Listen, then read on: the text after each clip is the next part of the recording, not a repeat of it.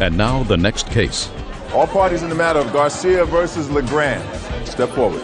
Frances Garcia is suing her mother, Joan LeGrand, for the unpaid interest on a loan.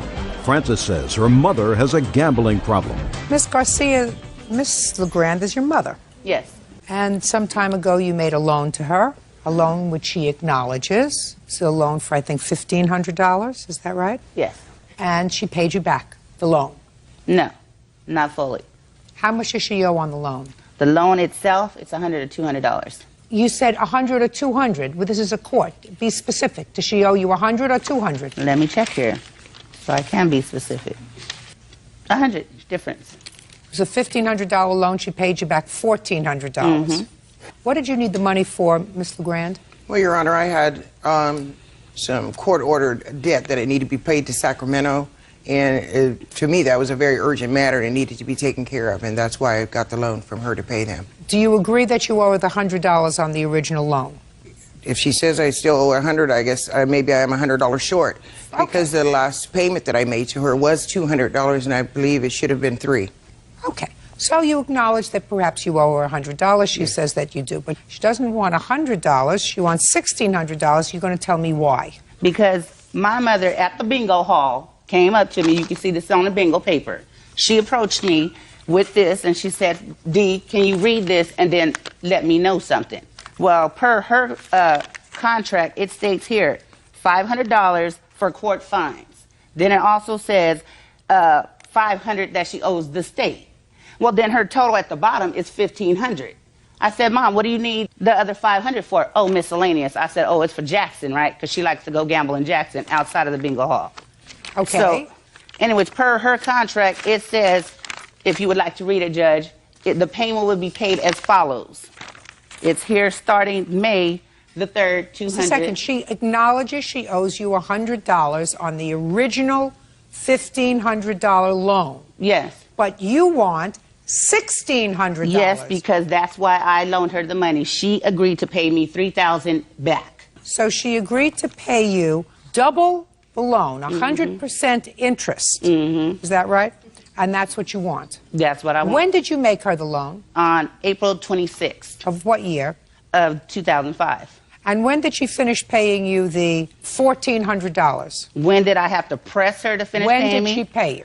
Let me see. She did not pay in August 3rd because she spent it in Las Vegas. Listen to me. Okay, I did hear your question. But listen to me. If you heard my question, give me the answer. When did she finish paying? The 18th. Of what month?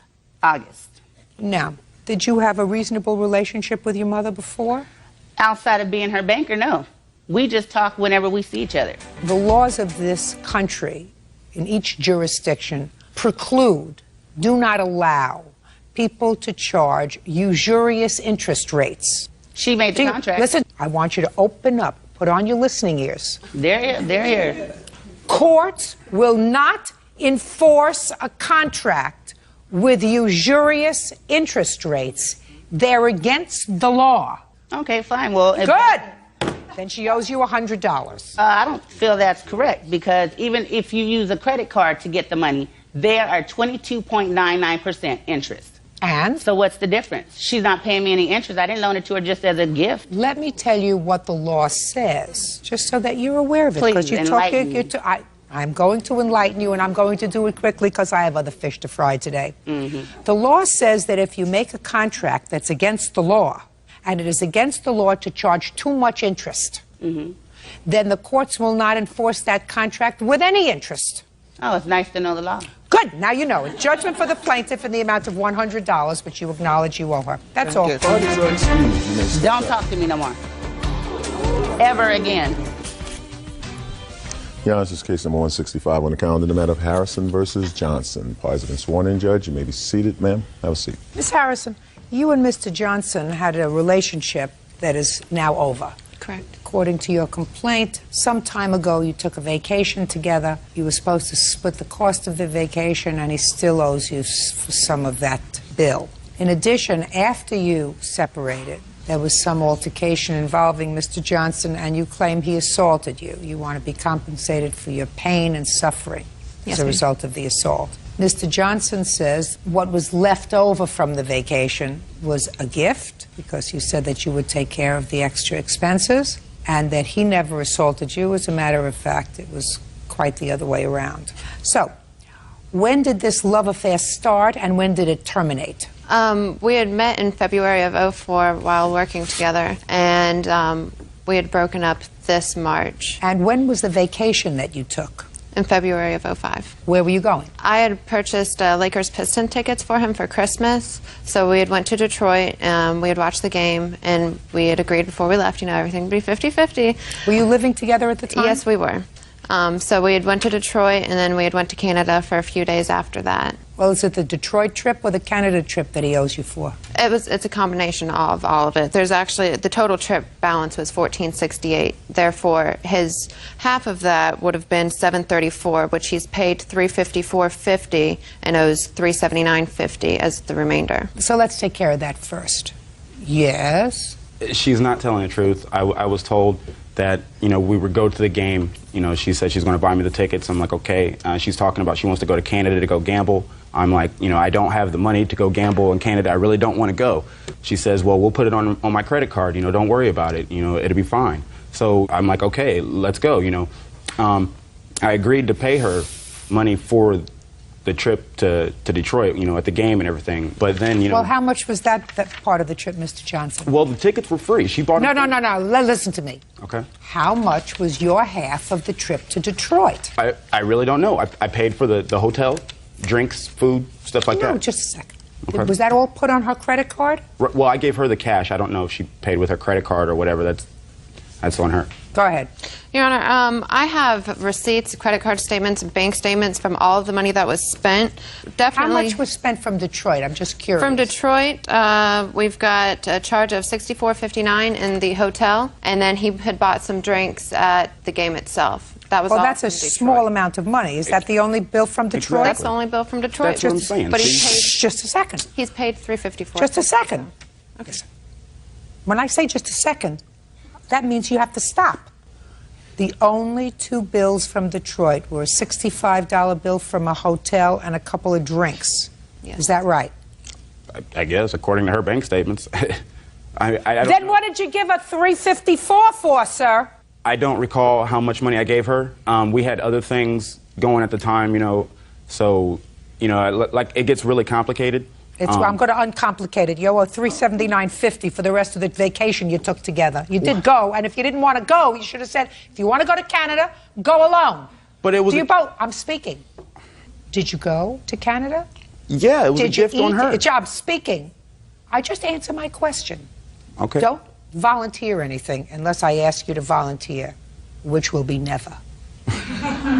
Did you go to Canada? Yes, I did. Did you sleep in a hotel? Yes, I did. Did you eat food? Yes. You owe a $379.50. Oh, man. Now let's get to the assault. You broke up in March of 2005, and when do you allege this assault took place? June 13th. Tell me about it. I had went over to the apartment which we previously had shared together to talk about some previous matters that were unhandled. What? It was money for rent that was due after I'd moved out that he had not paid, and then I in turn had to pay. Well, what was your agreement as far as moving out and continuing to pay the rent? The agreement was that he was going to take care of the rent since he did not wish to leave the apartment, which I would have, you know, stayed if he would have left and taken care of everything myself. Okay. Anyhow, he had moved in some roommates as well. So you went over there because you were held responsible for what month's rent? For the month of June, as well as the first 2 months we had lived there were half price, so they violated the lease, so we had owed that money too. It was $1,300 that I had to pay. Why did you pay it? Well, I was buying a house, and I could not have that eviction on my credit if it was not Were you paid. evicted from that apartment? No. Did you stay to the end of the lease? No. The lease still isn't up yet. All right, so in June you went to see him about some money that you thought he owed you. Well, I had went over, and he was actually outside already, so we had just come up to the car. So we were talking through the window. It's not true. She's lying. Have you ever been in court before, No, Mr. I have Johnson? not. No. Since you have not, I'm going to give you a kindergarten course about court, especially mine. One party testifies, I ask questions. When she's finished testifying, you will be given an opportunity to testify. Okay. We don't shout out. This is not a discotheque. This is not a give and take. This is an organized, orderly process. Do we understand each other, sir? Yes. I don't have to explain this to you again, do I? No. Good. Keep going. Okay, so he was speaking to me through the window of the car, and he was under the assumption that he thought I had taken money from him earlier that morning when I went to get my mail. So he kept bringing that up, you know, well, I don't care about all this money, where's my $14? So he reaches in the car, takes my purse. I grab a hold of it before he gets it completely across me because I had it right here on my side. So when I wouldn't let go, he starts hitting me in my chest. And so in turn, you know, I let go of the purse. So I got out of the car and, you know, I was asking him, you know, can I have my purse back, you know, whatever. And he's pushing me and shoving me, pushing me, you know, back from him. So, you know, he goes into the house and gets away from the situation. So immediately I had dialed 911 to, you know, reach the police. And they went to the door, you know, and got him outside and talked to him as well. I have the police run log as well. I want to see a hospital record. Okay, well, I didn't go to the hospital. Doctor's report. I didn't go to the doctor. Get over it. Whatever pushing and shoving was done over the pocketbook was no big deal. Don't make it into a big deal. Then I begin to doubt your veracity. We understand each other? Sure. Good. Judge Judy continues in a moment. Have you paid it back? No. And as a matter of fact, Are you on drugs? No. Then just answer me. I said if you paid her back. The answer is no. One no will be sufficient. And later today, Let him take the car so that he could go to school and look for a job. That's what you're supposed to do. You're his mother. How many children do you have? I have 2. Well, it seems to me this one is doing okay, which means that your mother probably did something right. real cases, real people. Judge Judy. Catherine Harrison says ex-boyfriend Claude Johnson owes for a trip to Canada and for an assault.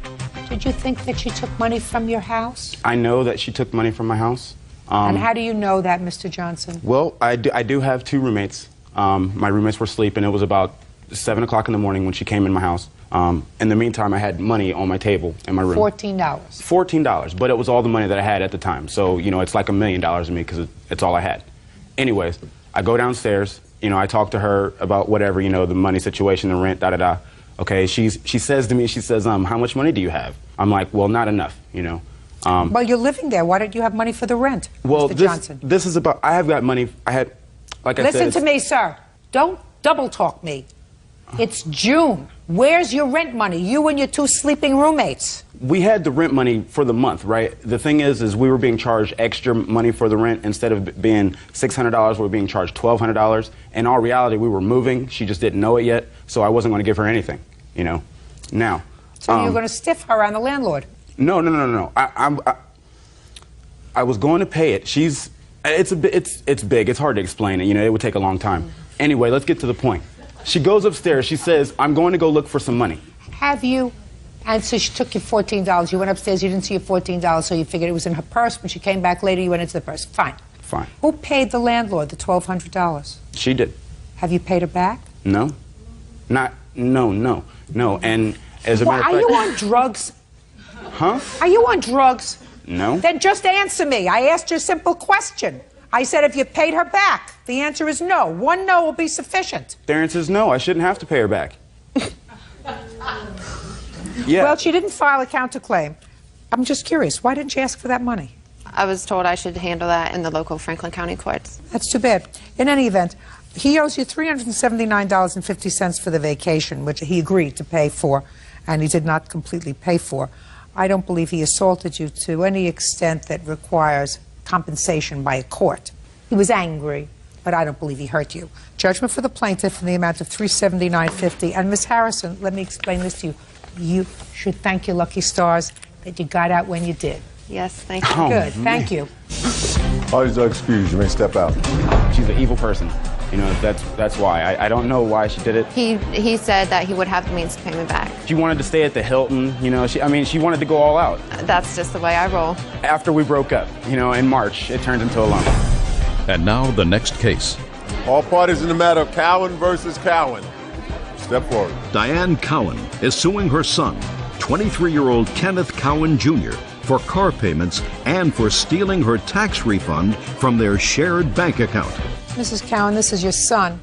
Your lawsuit claims 2 things. First, that you had an arrangement with your son wherein he would use your car and make the payments on it while he was using it until he purchased his own car. You claim that with regard to that portion of your complaint, he did make some payments, didn't pay them all, and ultimately you sent somebody down, your fiancé? Yes.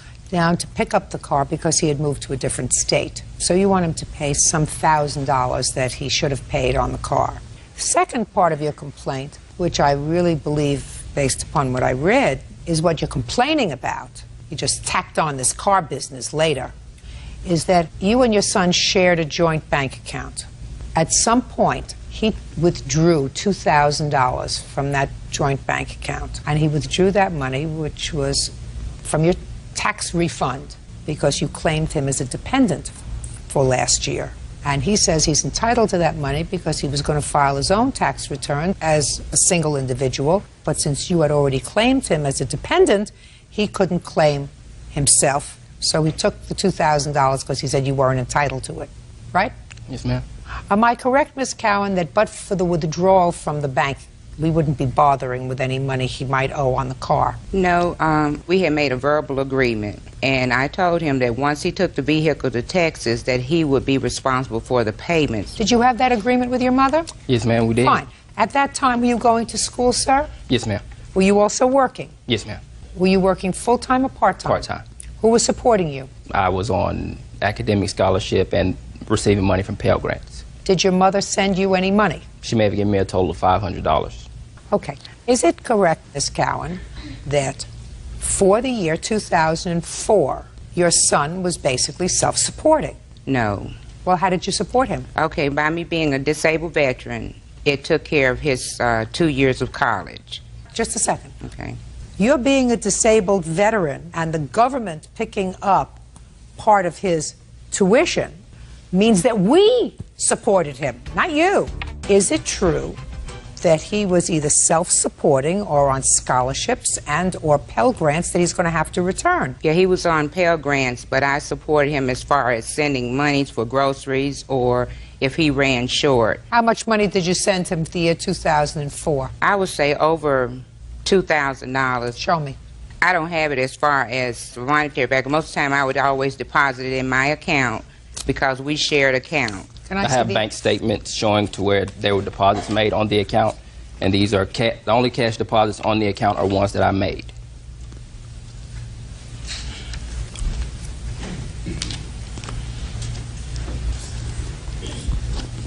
How many times did you withdraw money from this account, Mr. Cowan? Very rare, maybe once a semester, if that. So this was primarily your bank account, that you used this bank account to pay your bills? Yes. Okay.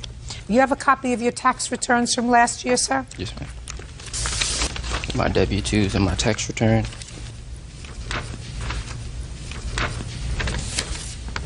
So you had an adjusted gross income of a little over $5,600. Yes, ma'am. And according to your statement, if I believed you, which I don't, at most you sent your son $2,000. Right. Then you were not entitled to claim him as a deduction because you didn't contribute more than 50% of his support. You were not entitled to claim him as a deduction.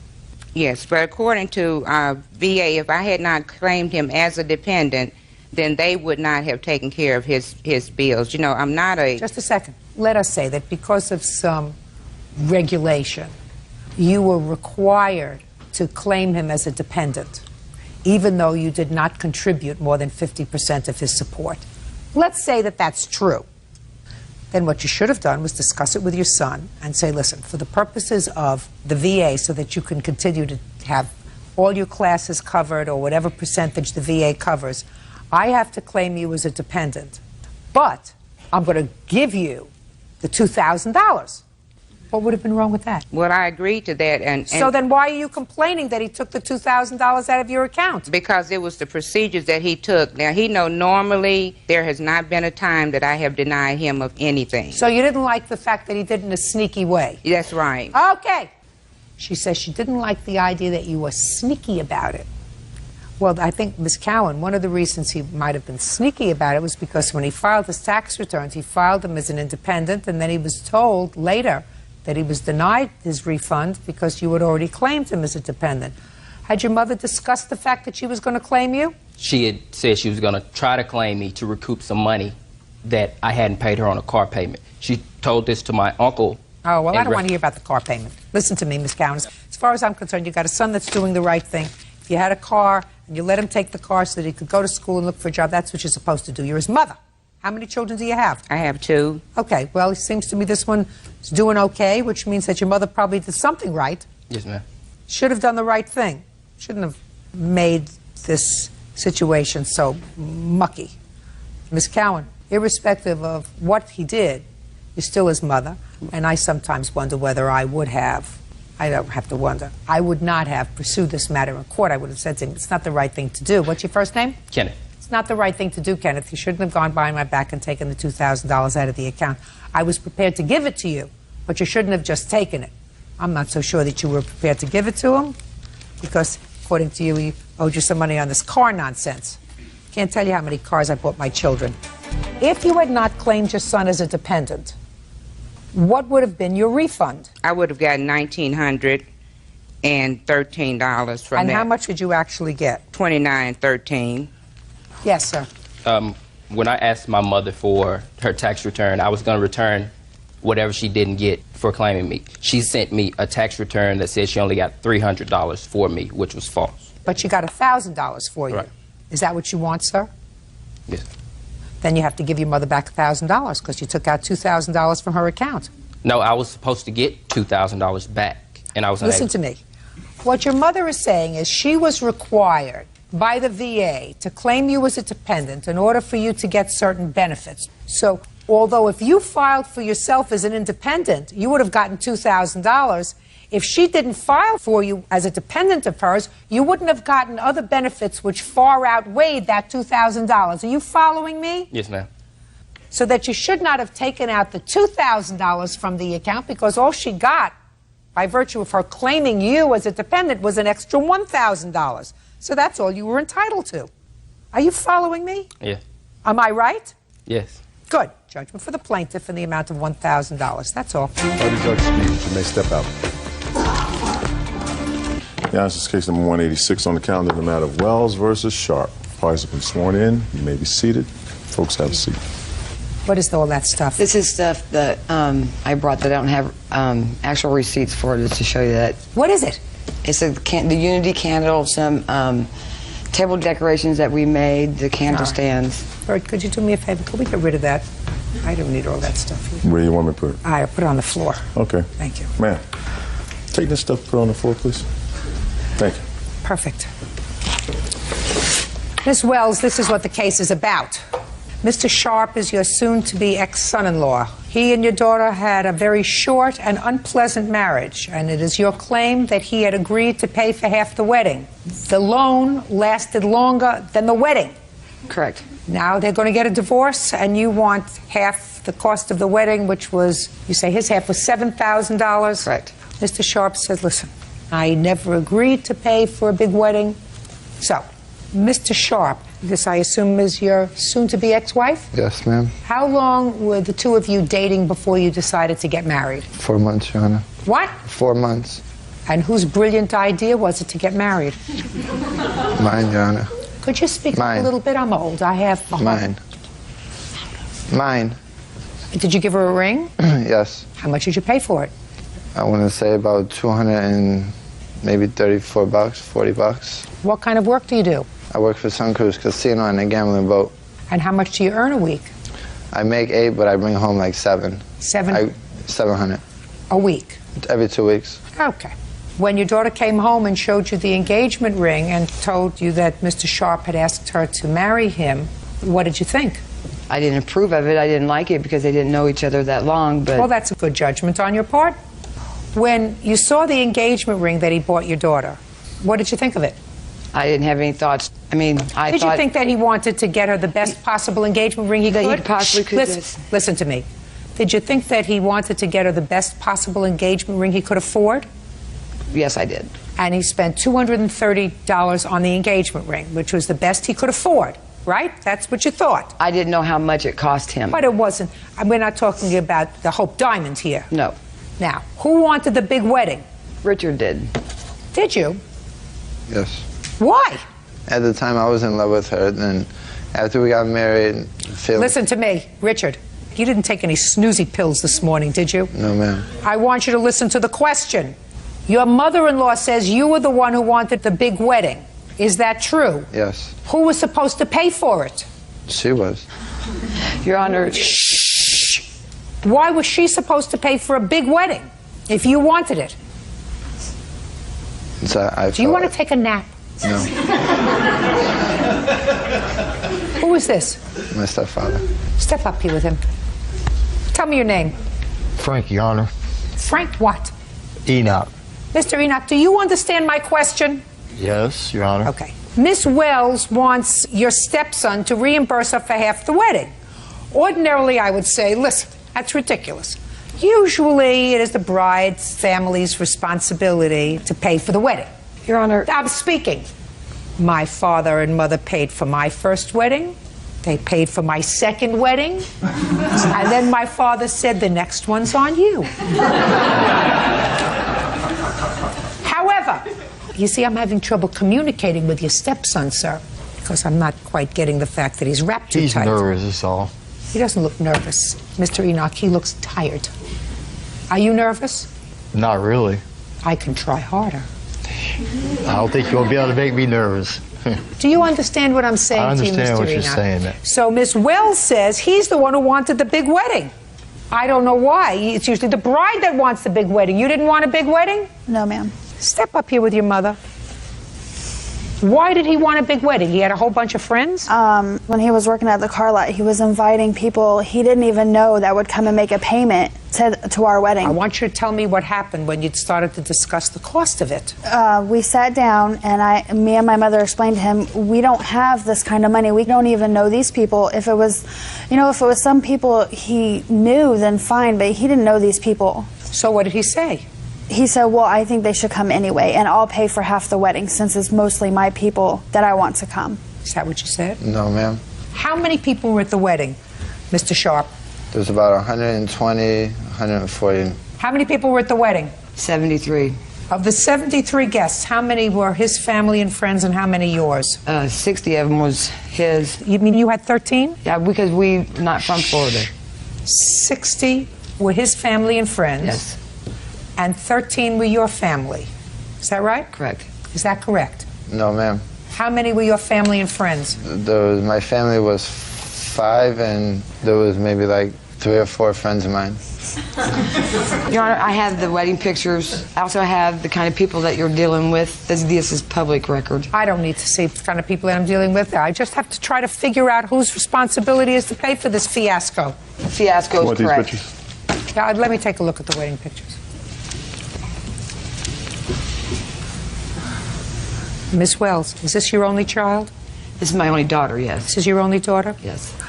You should go around the desk praying 3 times, get down, kiss the floor, and say, thank God she got out when she did. You're correct. I agree. Because you don't have any children with him, do you? No, ma'am. But for the grace of God, you could have had a grandchild fathered by this guy. No, thank you. I agree with you. No, thank you. Really. Unless he's hiding something from me that I don't see. Well, you're not missing much. Judge Judy continues in a moment. What was the nature of the felony that you were convicted of? Sales and possession. How many times? Twice. That doesn't mean that you sold only twice. It means you got caught twice. I got caught twice. And later today, It appeared that Mr. Martinez did not realize that he collided with Miss Farmer's vehicle. You know why that was? real cases, real people. Judge Judy.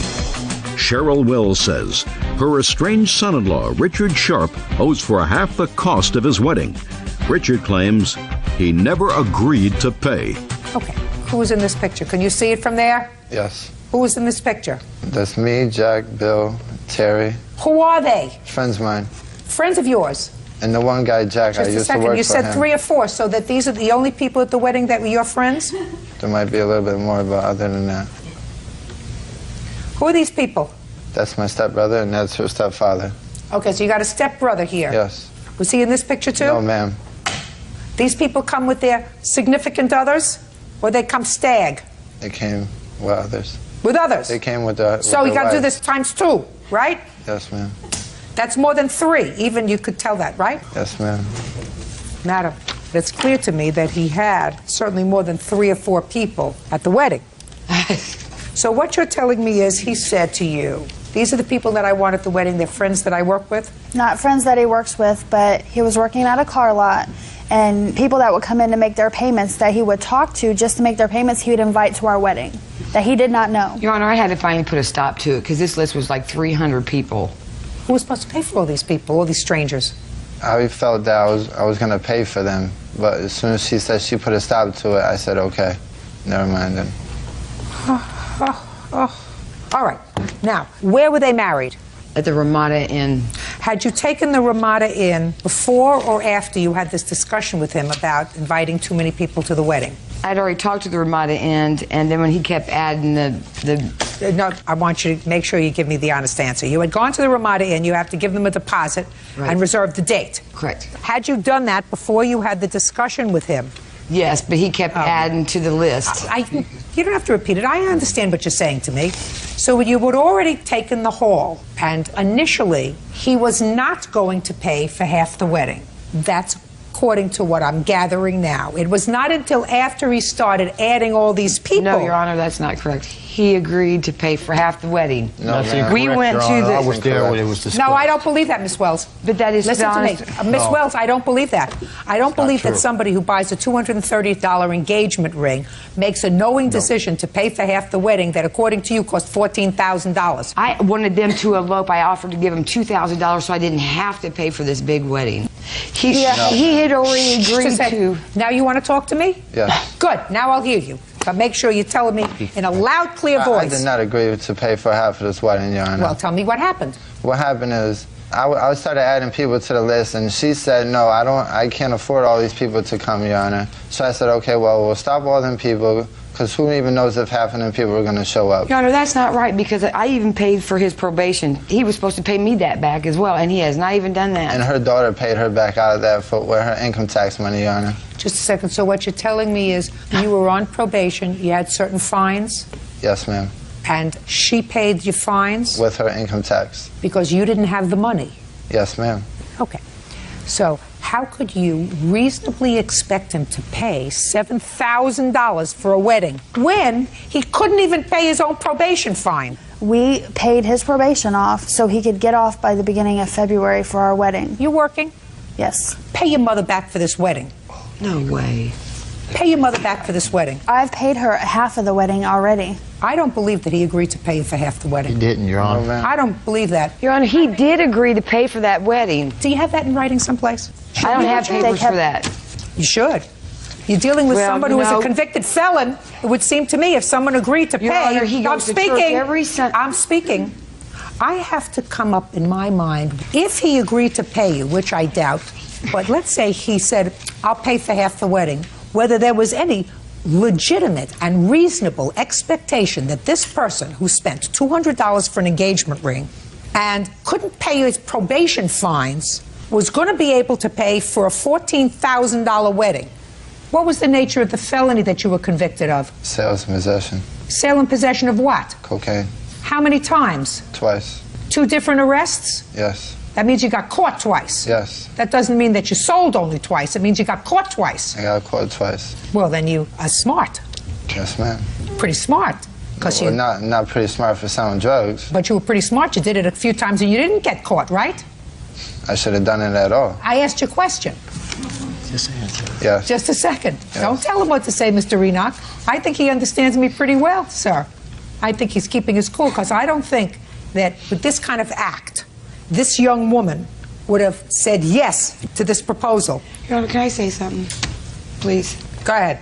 He goes to church every Sunday. We thought that he was reformed. I mean, you're supposed to give everybody a chance. And that's exactly what we did. We believed him. And the reason that the wedding wasn't, it is because he moved in with his girlfriend that he had before we were married. No. Your Honor, this lady, my soon-to-be ex-wife, she thinks I am sleeping with this girl, Melissa, okay? Me and Melissa ain't together. Ma'am. She would not sleep with me because I am married to this young lady here. And I got to respect So that you've woman asked her for that. to? Listen to me. I just wanted to hear him talk because so far I've had monosyllabic conversations with him, and I wanted to make sure that he was more together than he was presenting. I'm speaking more together than he was presenting to me a moment ago. I do not believe that he agreed to pay for half the wedding. It's unfortunate. And my advice to everyone out there is don't spend an awful lot of money on first weddings. Wait for the second one. They usually hold out a little bit better. Your Honor, he I'm sorry, did Miss agree. Wells. So I don't believe it. That's all. Audience are excused. You may step out. I don't believe I just he's a straight up liar, and he knows he is. He's a con artist. I think it's just all a bunch of, excuse my language, I think it's a bunch of bull, to be honest with you. He is a liar and a cheater. I owe not a dime to this. I don't want to be around him. I'm just going to walk away and wash my hands with this whole situation. And now the next case. All parties in the matter of Farmer versus Martinez. Step forward, please. 23-year-old Cammie Farmer is suing Jose Martinez for a late-night fender bender outside a nightclub. Jose says it was Cammie who backed into him. Miss Farmer, you claim that Mr. Martinez damaged your car in a parking lot. And Mr. Martinez says that the accident was both of your faults, so you should each pay for your own damage. You were all exiting a club that evening. Right. So what I'd like you to do is to go over to that chart that you've prepared and show me where the exit was. This is the exit right here. Okay, so there's a steady stream of traffic that's going sort of in the center. Right. And what happens is I assume that a car in the center lane lets one car in from one side and then another car goes sort of alternating egress from the parking lot. And there was police officers in the parking lot directing traffic. Now, what kind of car were you driving? A 2000 Chevy Malibu. And Mr. Martinez? A van. So tell me what happened. As I was trying to exit... That was you. You're in the red. This is me. I'm the red and he's the blue. So as they're exiting and I'm waiting in line for them to exit, I guess he got impatient and was in a hurry or whatever and tried to go around me. And his back van door was open. So as he's trying to go around me, his door caught my left bumper and my left tail light and shifted my trunk. You have pictures of that? No, I don't. I put it in the shop the next day, so I didn't take pictures. Well, after his van door hit your car, what happened? The police officer that was standing back here directing traffic directed us to pull this way and exchange information. And you did that? Yes. You have a police report? No, because it was on private property and there was no injuries, the police officer didn't take a police report, but he gave me a statement. I'd like to see it.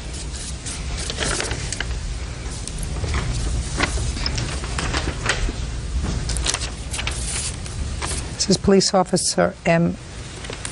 There were 20 vehicles in the parking lot attempting to leave. Okay. So what I want you to do, sir, is to give me your version of what happened.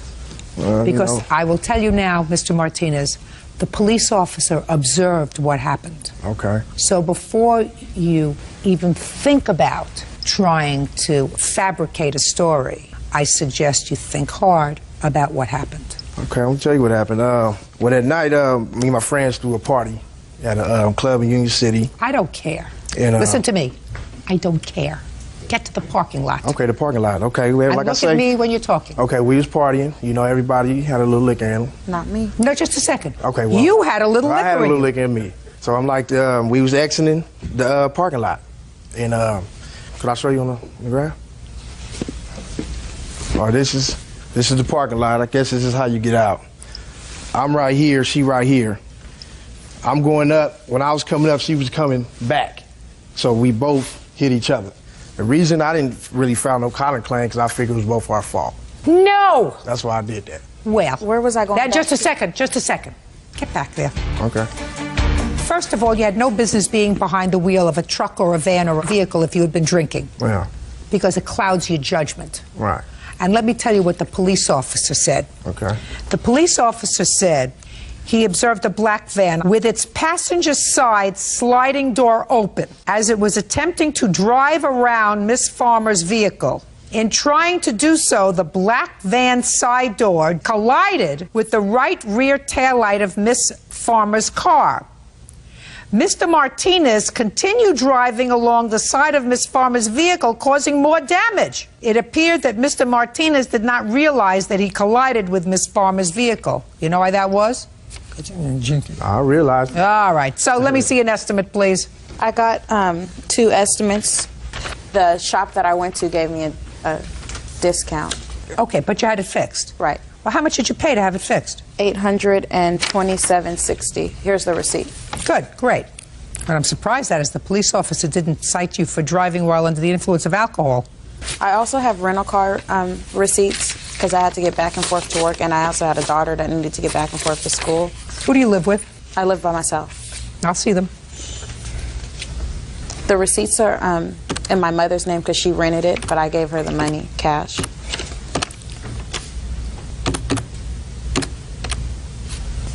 All right, the judgment's for $970. That's all. Step out. Thank you.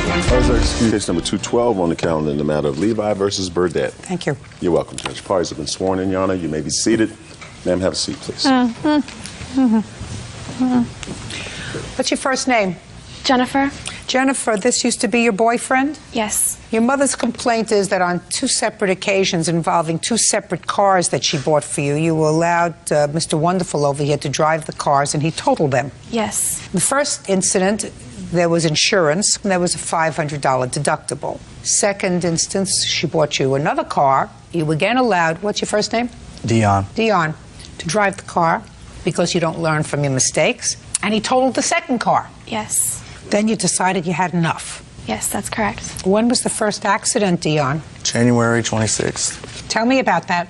I asked her to leave me the car in case I needed to go. Were you living together? Yes. How long had you been living together? Approximately 6 months. You asked her to leave the car. Why? In case I needed to go somewhere because I didn't have insurance on my vehicle at the time. Where was she going? She was going to school. And what were you doing that day? I just sat at home all day until I went to pick her up and had an accident. Was that a weekday?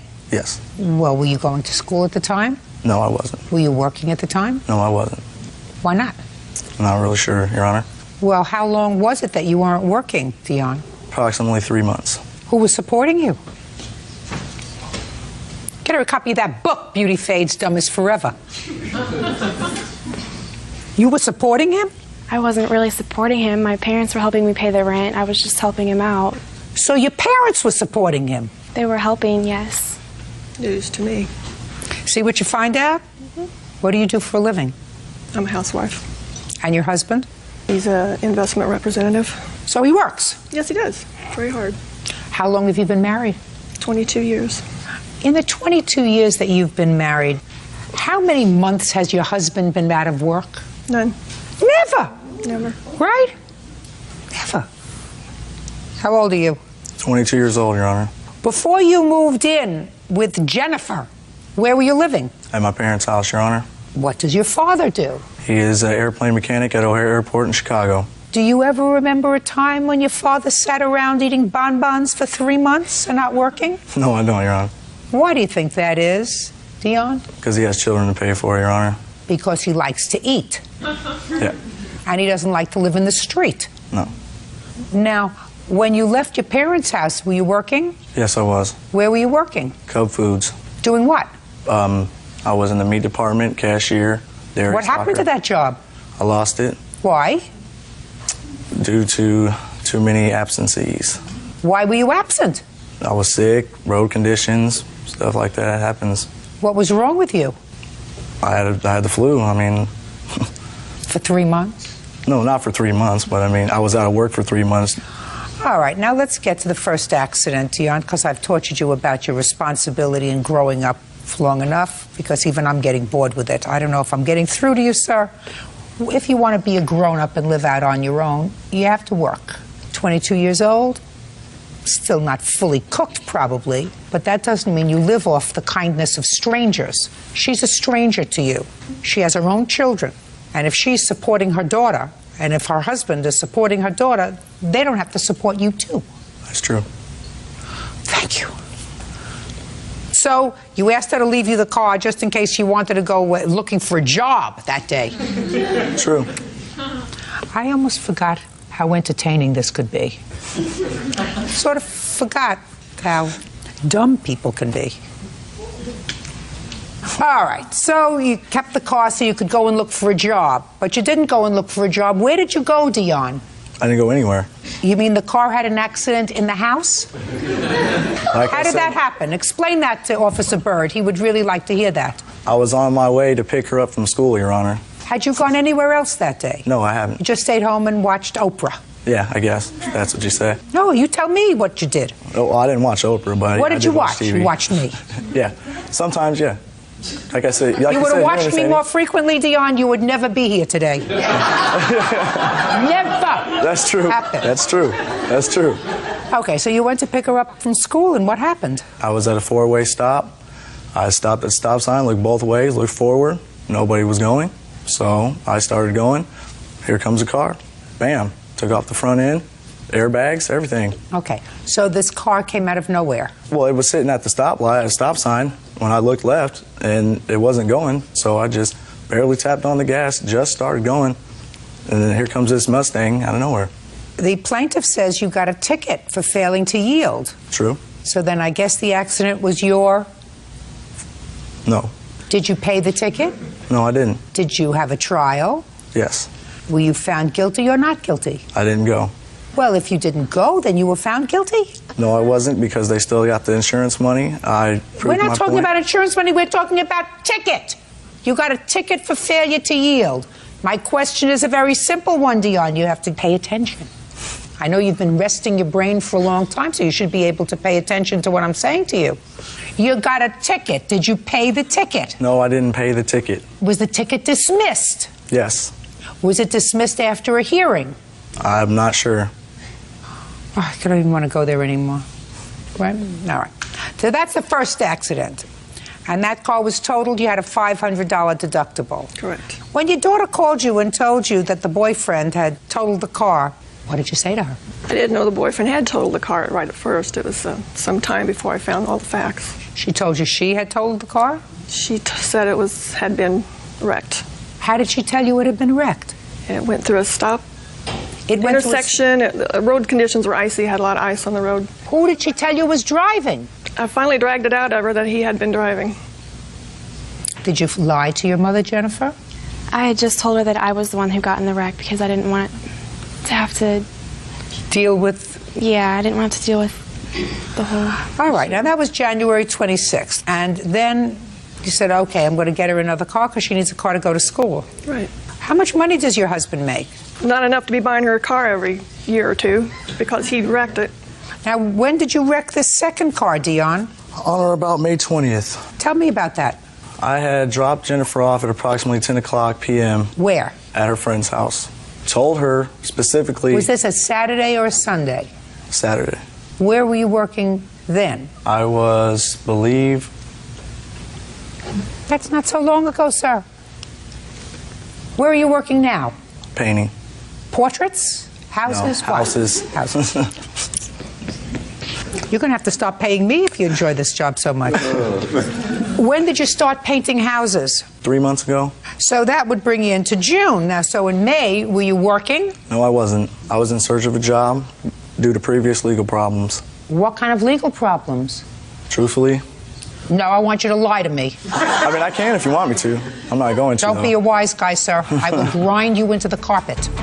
Judge Judy continues in a moment.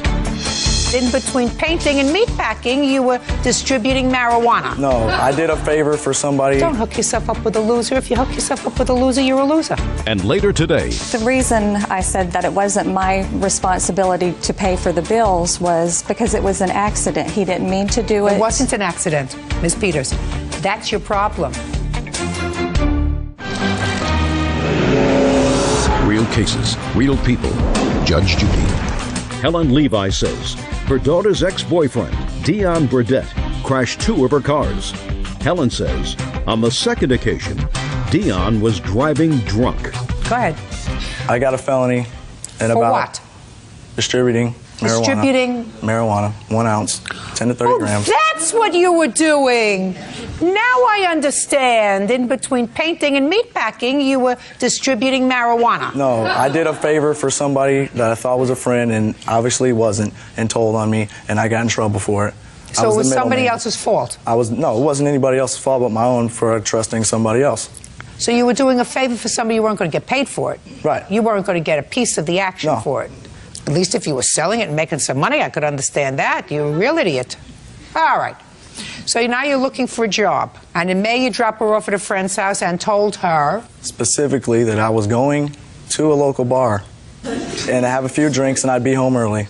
Turns out I had a few too many and got a DUI. I blew up .242, had a fatal accident, could have ended my life. Life-changing experience. Just a second. Wasn't fatal? No, it wasn't fatal. I mean, you have it could have been. You have to watch your words with me. Right. You have to watch your words. Sorry. You didn't kill anybody. Let me read it. No, I didn't kill anybody, but it could have easily happened. I ran into a pole going 70 miles an hour. So why aren't you responsible for the car, sir? She willingly gave me the car knowing I was going to the bar. I didn't pressure her. I didn't put a gun to her head and say, give me the car. She said, okay, be back early. And I accept full responsibility for drinking and driving. That's okay, because I'm going to enjoy this. Just go ahead and do your thing. So your defense is that it was not your fault that you were given the car because she should have said, you can't take the car if you're going to drink. Leave the car here and go, take a bus to go to the bar. I accept full responsibility for drinking and driving. I'm paying for it dearly. I have the papers right here to prove it. How are you paying for it? I have 100 hours community service. I have $1,900 in fines, and I lose my license for a year or maybe more. Well, how does that help Miss Levi? I've given Jennifer $600 already. You've given her $6, is that right? That's correct. Okay. So you accept responsibility for this accident. It's not Jennifer's fault. No. Jennifer is stupid. It's not Jennifer's Jennifer's going to read the book, cover to cover, backwards and forwards. Don't hook yourself up with a loser. If you hook yourself up with a loser, you're a loser. What kind of school are you going to? At the moment, I'm just working full-time. I'm trying to save money so I can go back to school.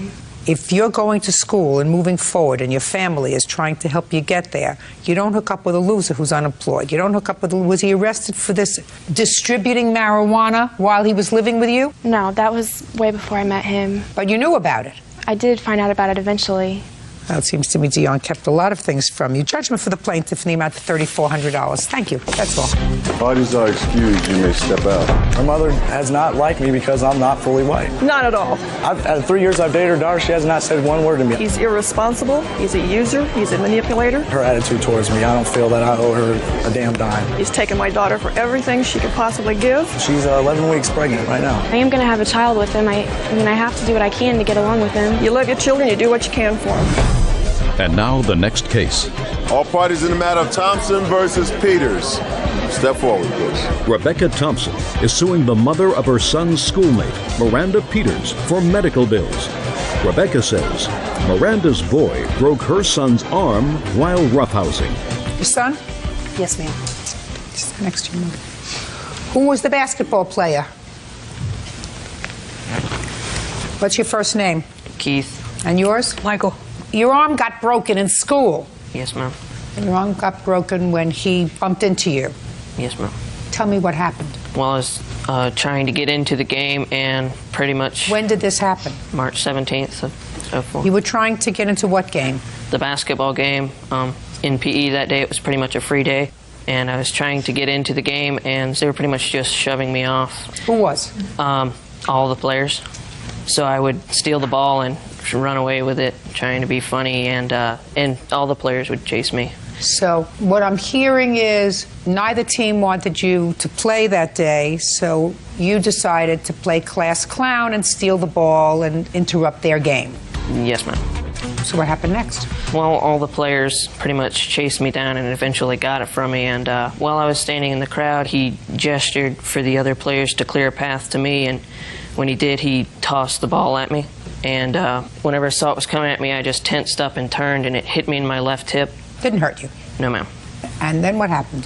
I just sort of walked up to him. Behind him was a gym mat, pretty thick and soft. So I wrapped my arms around him and purposely fell onto the gym mat. Everybody was laughing, and he did the same thing to me. And you wrestled him, then he wrestled you to the ground, to the mat. It was not an act of anger. Okay. So you weren't angry with him? No, ma'am. And you don't think he was angry with you? No, ma'am. Is that right? Yes, ma'am. What happened next? Well, there was a rolled up gym mat close to the compacted bleachers to the wall, and I got in between that and just for the thrill of not being seen, and about 10 or 15 minutes. I don't understand what that means. Just for the thrill of not being seen.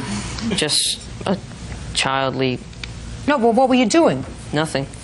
You mean you were hiding? Yes, ma'am. Who were you hiding from? Nobody. Keith. Yes, ma'am. So far, I'm getting a whole good story. I love this story so far. He wasn't angry with you, you weren't angry with him, but now you're hiding someplace and you're not hiding from anybody. Well, that doesn't sound like you could... Well, I mean, me and my friend Anthony were both doing it, and he was behind another one to the right of me, and about... What were you doing? Just hiding.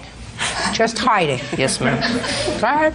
And, well, I tried to get out, and I pulled... It was kind of tight into there, so I was trying to wheeze my way out, and I pulled my my left arm across my chest, and about that time I just felt the mat be shoved into me. The mat being shoved into you by... By Michael. And that's how you broke your arm? Yes, ma'am. So, Michael, what happened? I rammed the mat. I wasn't intentionally trying to break his arm. I was just horse playing with him, like we were earlier. And so you were horse playing? Yeah. You knew he was there? Yes, ma'am. You knew he was there? Yes, ma'am. Well, Miss Peters, your defense to this says, let me read it so that I make sure I get your language clear. I told her that with children, and particularly with boys, these things happen. Yes, Your Honor. Explain that to me. The reason I said that boys will be boys and that it wasn't my responsibility to pay for the bills was because it was an accident. He didn't mean to do it. It wasn't an accident, Ms. Peters. That's your problem, you see. If your son was playing a game and during the course of the game he ran into this structure, not intending to come into contact with Keith at all, but it was during the course of a game and he was at a place where he could get hurt, that's an accident. But that's not what your son told me. Your son told me he saw him there and he was just fooling around with him and rammed him. Unfortunately, when he rammed him, his arm was in such a position that it broke. Okay. So his action, not in breaking his arm, I don't think he intended to break his arm, of course not. But he intended to hit him. And for that, he is responsible. Just as if he had broken his leg when he tackled him to the mat. Horseplay. But when young people are involved in horseplay, and if you had broken his leg, who would have been responsible? I would have. You're right. What were your medical expenses? Before or after insurance? After insurance. After insurance, the total was $706.07. I'm not saying that your son bears any responsibility with regard to this incident, but I believe he has to know that when 10 people are playing basketball, you're not supposed to act like a jerk, right? Yes, ma'am. We've already established that. Good. Okay. You know, Michael, sometimes when you do the wrong thing, things happen. There are consequences, even those that you don't anticipate. You got to start being a two-process thinker and say, listen, if I do this, this could happen. It's not worth it. Being a fool is not worth it. Being a fool isn't worth it. How long was your arm in a cast? 6 weeks. And this happened in March, so it was during school. Yes, ma'am.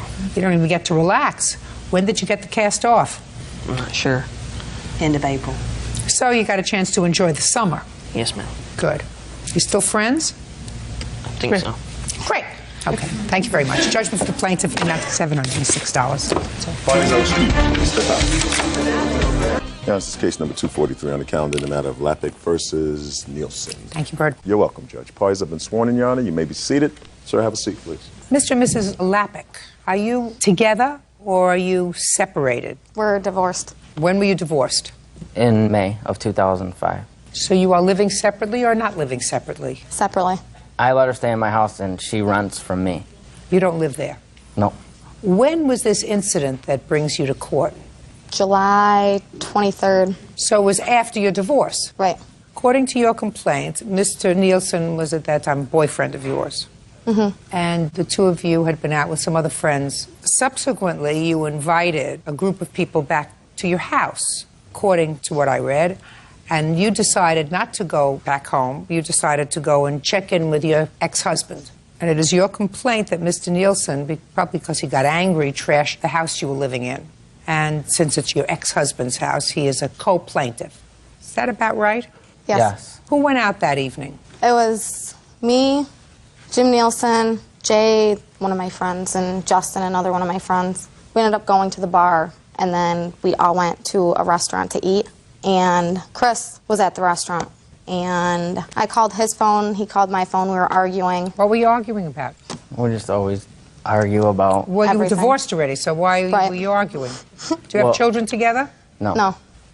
Just because she still lives in my house and we still have contact with each other. Why do you let her live in your house?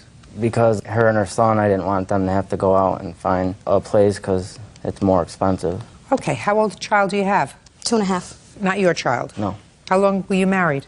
Only like 5 months. 7 or 8 months. Well, I'm not exactly sure because we got legally separated first. We'll do 4 months. All right, so you were arguing with Chris in July. On the 23rd of July, you were having dinner with a group of people. What happened next? Justin, he was my roommate. I ended up having him and his friend drop me off at Chris's house. Why are you laughing? What's funny? Because I'm stupid. Oh. But anyway. Okay. Yeah, so I got dropped off at his house, and Justin said that he was going back to his friend's house to watch some movies. I let one of her friends also move in there to help her with the rent. So Justin was your roommate Right. in your house? Exactly. Okay, so you went to Chris's house, and your roommate Justin dropped you off at Chris's house. Right. How long did you stay at Chris's house? I stayed the night. Where was your child at that point? At his father's. Does he live with you or his father? He lives with me. Okay, so you stayed the night with your ex-husband. And what happened when you got home? My front porch railing was ripped off. The door frame was cracked all the way down the side, and the screws were out. The door was like, I don't know, it wouldn't shut. It was wide open. There was a huge hole in the wall. I have pictures. I'd like to see the pictures. There were eggs, ketchup, mustard, mayonnaise, cereal, bread, milk, cough syrup, all over my walls, all over my rugs. What makes you think that Jim here was responsible for this damage? Well, he always wears a wife beater under any of his shirts. What does he wear? Oh, wife beater. It's like a tank top. What is that called? It's a wife beater, isn't it? shirt. Is that what the T-shirt says on it, or is that what it's called? That's what it's called. I never believe. heard that. Did you Is ever hear what that? it's called? Yep. You're kidding me. No, I'm not kidding you. A tank top shirt? Man wears a tank top shirt. It's called a wife beater? It's just plain white. It's like a 3-finger. White or wife? Wife. Wife? Yes. Oh, boy. So I found that in my house. It was covered in everything that was all over my floors and walls, and it was ripped off. And Jim, when he goes out and drinks and when he gets mad, he rips off his shirt and just throws it wherever. So I knew that was him. So I called him and I told him, I said, Jim, why'd you destroy my house? He's like, oh, I didn't. I'm like, you tell me you didn't destroy my house. I said, I found this. My entire house is trashed. He's like, I don't know. I didn't do it. I said, well, I'm calling the cops. So I called the police. And then after I was waiting for the police to show up, Chris called Jim back, and... What happened when you called him back? I called him up. I was angry. I knew it was obviously something to do with the fact that she left with me. So, and I knew it was probably him and his friends. How long had you dated him before that evening? 3 weeks. So, Go ahead. I called him up and, I was yelling. I'm like, what's going on, Come into my house, destroy my house. He goes, first he said I didn't, then he goes, well, I was mad. He said something like, I was drunk, I was mad. Something along those lines, but he admitted to it. We called the police. He admitted that the police officer came over. You have a police report? Yes, I do. I'd like to read it.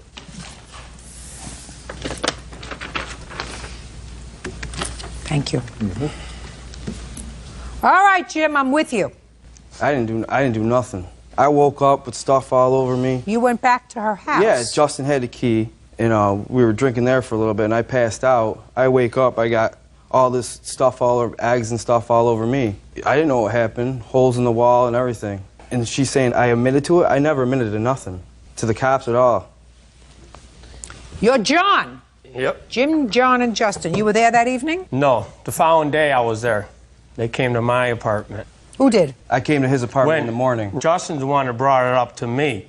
What I think is Justin had the key. Just a minute, I don't care what you think. What you think is irrelevant. When you finish law school, you can get a job as a judge, And hopefully Make a lot of somebody will money. care about what you think. I just want you to tell me what you heard and what you saw. Judge Judy continues in a moment. All right, let me see the estimate. Come on, I had enough. Let's go. Got other fish to fry today. And later today, Somebody rode on his car and vandalized it. It was, I'm speaking. You may get away with that with your wife. You don't get away with it with me. real cases, real people. Judge Judy. Jennifer Loppick and her ex-husband, Christopher, claim Jennifer's ex-boyfriend, James Nielsen, destroyed their home in a drunken rage. Go ahead. I heard the house got trashed. And I took Justin back to the house, and I seen it. Good. Thank you. Now, did you speak to the police? Yeah, on the phone. Listen to me. Do you know the police in Auburn, New York? Yes. You think they have it in for you? No. They don't know you. They don't care about you, Yeah. right? The police say that you said he was drunk and did some and said he would pay for all the damages. I didn't say I paid for all the damages. Okay, there we go. Oh, God, my life is so... What? Okay, what I did said you... I would fix the damages. Oh, okay. If... Oh, just a second. So you didn't say you would pay for the damage, you said you would fix the damage. Yes. So that's what you told them? Mm-hmm. Yes. So you acknowledge that you did some of the damage? Yeah. Well, I didn't do all the damages, you know. I don't care whether you did some or all. I'm not going to be, you know, the one paying for all the damages, though, you know. There's other people there. Well, then this is what you have to do, Jim.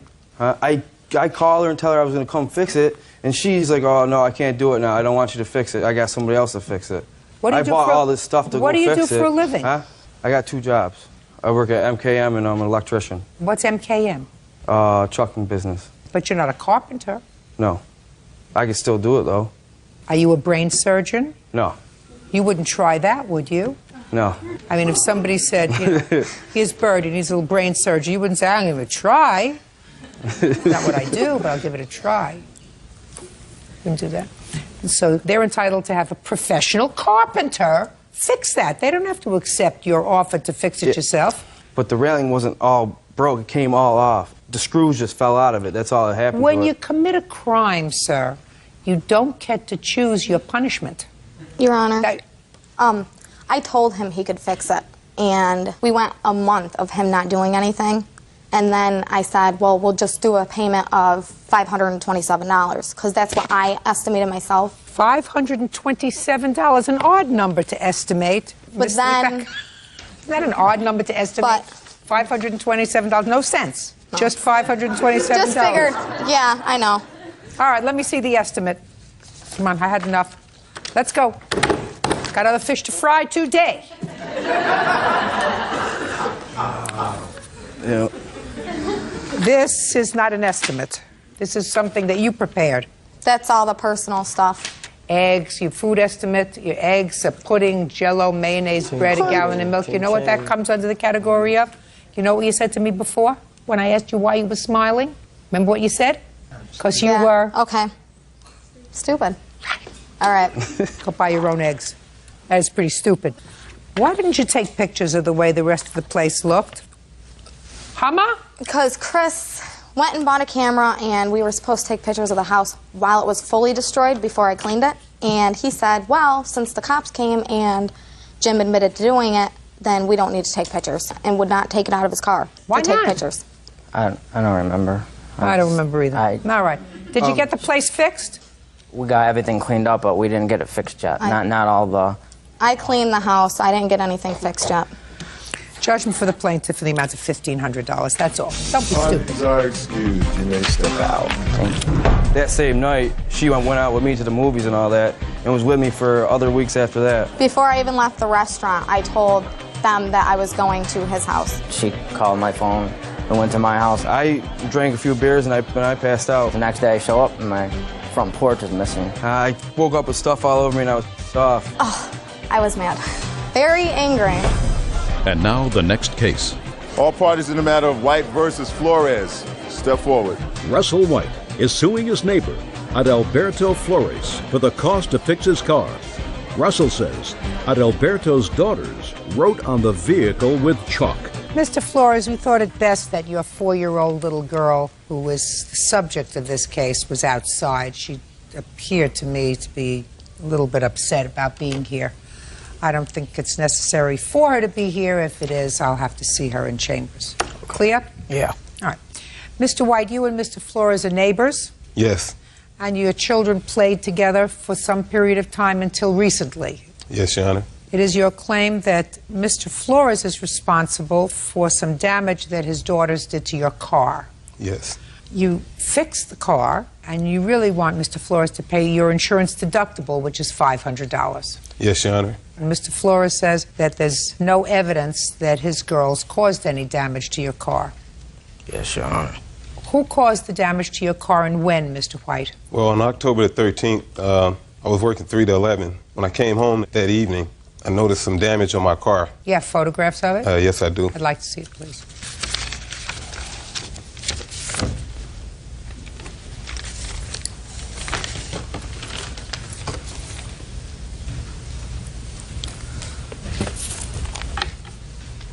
What was it, chalk? It was chalk, and it was like someone had scribbled on the back of it. It's hard to see in these photographs. Yeah, it's but hard because of the color of the car. Yeah, but I do see sort of circular motions. Yes. Got it. Now, you weren't there. What makes you think his girls did the damage? I have a witness that saw this occur. Well, then I'll hear the witness. Bert, can we get a witness? I assume they're outside. How you doing? Swear the witness, please. Sir, raise your right hand. Do you swear to tell the truth in these matters? Yes, sir. State your name for the record, please. Alfredo Warren. Mr. Warren, are you a neighbor of these people? No, ma'am. I stay in South Bend, Indiana. Okay. Mr. White said you observed something that happened with his car. Yes, ma'am. Are you a friend of his? No, ma'am. What were you doing near his house? I was up there visiting with some friends, and on this particular day, I was sitting in the car while someone else went in the house. And I just noticed 2 small kids of they wasn't black, but they was like maybe mixed or Mexican or some kind of race. And the smallest one was riding on the car from like the trunk part, and I seen her go around the side. And what was the other one doing? Sitting like on the sidewalk. Go ahead. So the next day, when I was coming back to drop this girl off, I so happened to see the person that was getting to the car that had been rode on. Was that this gentleman? It was this gentleman. So I asked him, did he have kids? And I said, well, I think I seen your kids riding on your car. And so he said, no, it wasn't my kids, but my car was vandalized yesterday. And I told him if he needed any help, I just gave my number. And then I got a call at work, and I heard about the whole issue. Would you recognize those children again? Yeah, probably if I seen them, yes, ma'am. Would you recognize the older child? Well, I mainly just seen the small one riding on the car. Did you see the one who was sitting down? She was like at the head of the car. So I just noticed a head, you know, like you just glance, because I'm looking through my rearview mirror. And so that's how I seen it. Do you recognize this young lady here? I don't know if that's the youngest one. Because she was shorter, and this was like, it's been like some months ago. Okay. Bird, would you take Mr. Warren outside to where Mr. Flores' youngest daughter is and ask him if he has seen her before? Okay? All right. Mr. Warren, why don't you go with Officer Bird? Now, before Mr. Warren comes back, you step up here. Right over here. You hop up in that chair. Tell me your name. Jessica. All right, Jessica. So before this gets any worse, did your sister ride on Mr. White's car? No. You sure about that? Yes. Do you know anybody who damaged Mr. White's car? No. And you weren't present that day, sitting there while your little sister either took a piece of chalk or anything else and rode on Mr. White's car? No. You sure about that? Yes. Okay. Go and have a seat.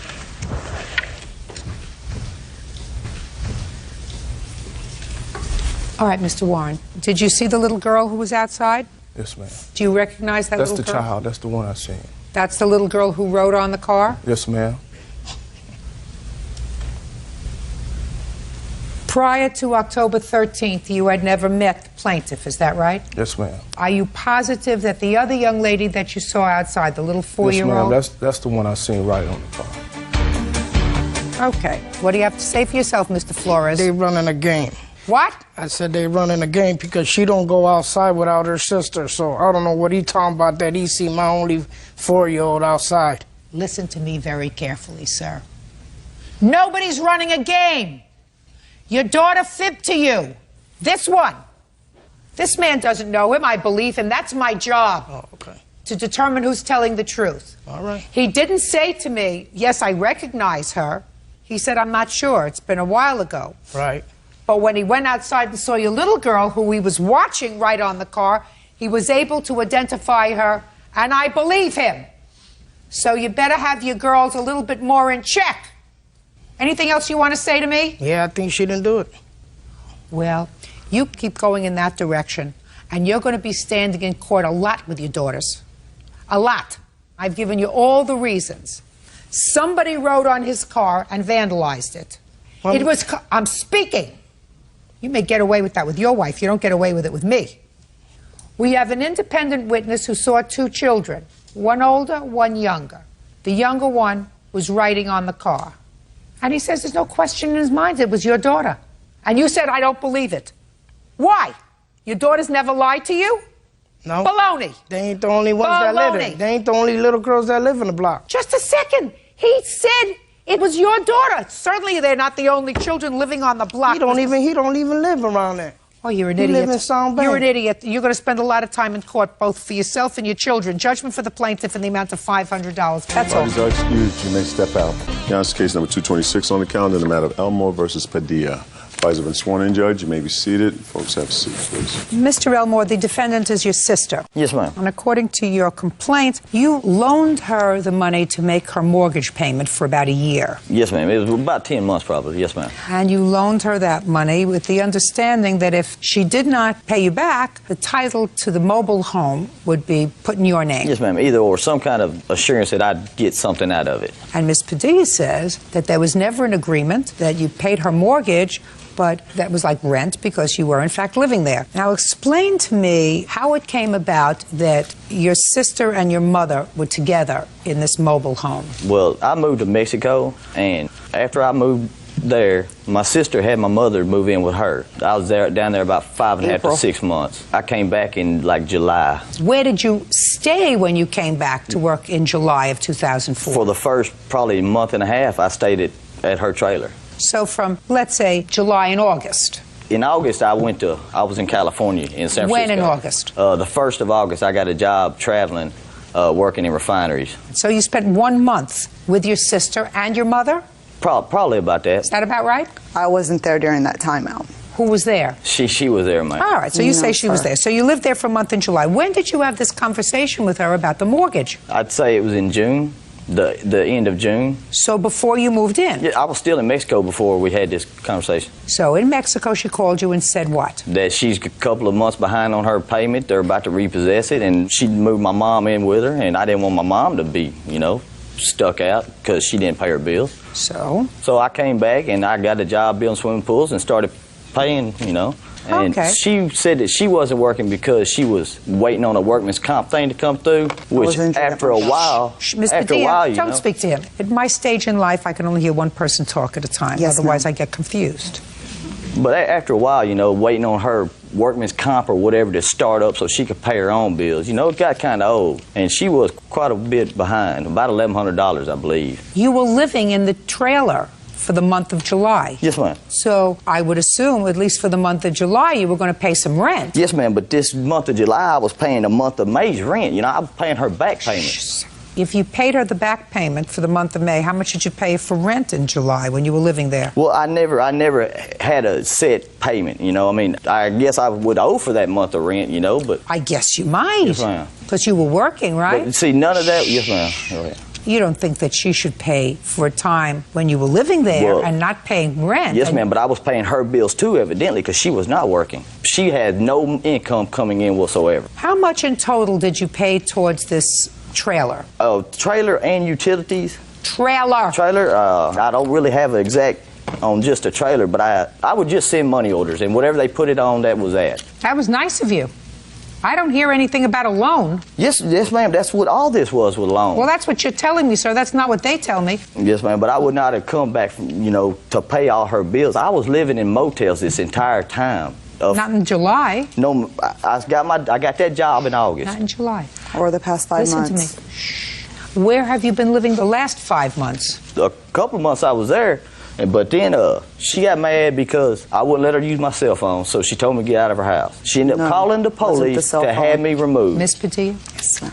But anyway, my roommate here, he was having to loan me money because I was sending all my checks I'm in. talking about the last 5 months, Mr. Elmore. Where were you living? I've been living with him for the last month and a half. And a little while I had to live in a shed next door to the house, believe it or not. The night after she called the police, they made me leave and told me I couldn't come back. I stayed in a shed for about 3 weeks. Mr. Elmore, you and I are not coming together on the same wavelength. Yes, ma'am. It's explain to me why you have a case of a loan. Well, because all of those things. I paid off her trailer payment. You know what I mean? Her trailer got paid for, and it all came from me, ma'am. Over $4,000 worth, and I was not living there. Oh, Mr. Elmore. I didn't have it separated. Mr. Elmore. Yes, ma'am. Did you have an argument with your sister? Yes, ma'am, we did. What was the argument about, Mr. Elmore? It started over the cell phone. She asked to borrow my cell phone, I wouldn't let her. Why? I don't know. You didn't feel like letting her? Yes, ma'am. So no, I had no reason, but I just told her no. So fine. She told me to get out of her house, and I told her no. I said I paid all this. So she said it's in her name, and so she said it's in her name. Get out of my house. Yeah, exactly. I refused to leave. Well, she called the police. And what happened when the police got there? They made me leave. I left. Is that when you filed this lawsuit? It was a few days after that, when I was living in that shed. I was watching the TV, and I just happened to see your show, and afterwards I called. What is your last name? Elmore. Miss Elmore, who do you live with now? I live in the trailer with my daughter. What about her? She has moved into the trailer with me and my daughter. She lived there. So that when I ask you a question, I expect you to give me a full answer. You live in the trailer with your daughter and this lady? Yes. Who else lives there? Just the three of us now. Who pays the bills? All three of us. Yes, ma'am. Now, who was paying the bills, say, last July, August, September, October, November? Was your son paying the bills? My son paid a lot.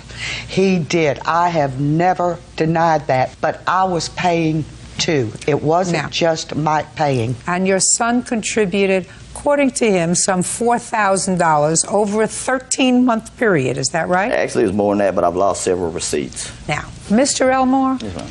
Would you be here today if it wasn't for this cell phone incident, sir? Yes, ma'am. It had been going through my mind for a long time, because I wanted my money back. Well, you're not going to get all your money back, sir. You lived there for I'm aware of that. You lived there for 4 months. Yes, ma'am. I'm aware of that. Ma'am, he came back in March, and he did not leave again until the end of August, the last week of August. No, March, April, May, June, July, so it's 6 months. Not the last week of August. It was about the middle of August. So the date on the last receipt I had was 5/5 of 05. Just a second. So that's May. That's not March, ma'am. Just a second. Yes, ma'am. Are you saying your mother is a liar? She says you were there March, April, May, June, July, and part of August. So is what you're telling me that your mother is lying to me? Yes, ma'am. I'm saying I was not there then. Judge Judy continues in a moment. What you're annoyed about is that your sister told you to leave, so you got annoyed. And then you had nothing to do, so you went and watched me on television and said, aha! And later today... Did he drink a little bit? No, he never drank. Never? He never drank during our relationship. I drank.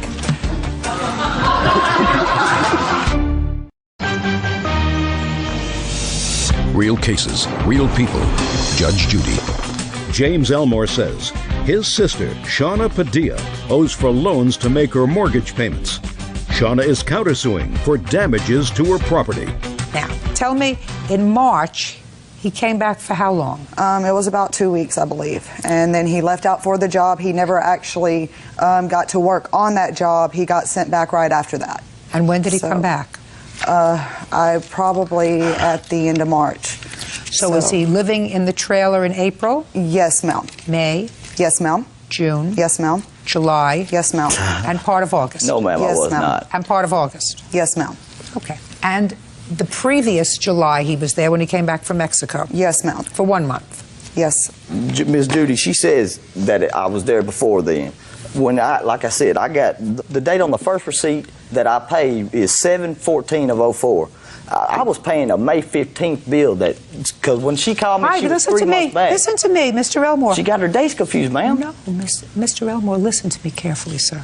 Yes, ma'am. Your sister does not deny, nor will she deny to me today, that she called you and said, I've gotten behind in my bills. I didn't call him, ma'am. Or contacted him or whatever, and said, I need some help. She's not denying that you gave her some help because the mortgage was behind. What your family is saying to you is you lived there for a longer period than you've indicated to me today, not just a couple of days, which you say in your complaint, you know, that your employer pays for your motel and that's where you were living, that you were living there for a period of at least, according to both your mother, who I believe, and your sister, July, part of March, April, May, June, July, and part of August. So at least 6.5 months. And for that, living there for all of that time, you contributed $4,200. That's pretty reasonable. You have a roof over your head, you have gas, you have electric, you have food, you have whatever else it takes.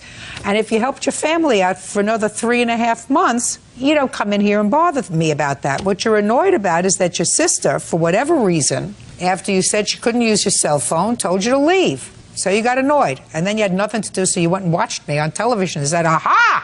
I'm going to go and file a small claims court case. Mr. Elmore, Mr. Elmore, get a life. Case is dismissed. I need your excuse. You may step out. Excuse me. Excuse me. Excuse me. I have a counterclaim. It's dismissed. Okay. If he bothered you, annoyed you for a year, and you let him bother you and annoy you for the year, that makes you not too smart. I moved out of the state to get Very away from him. good. That's exactly what you should do.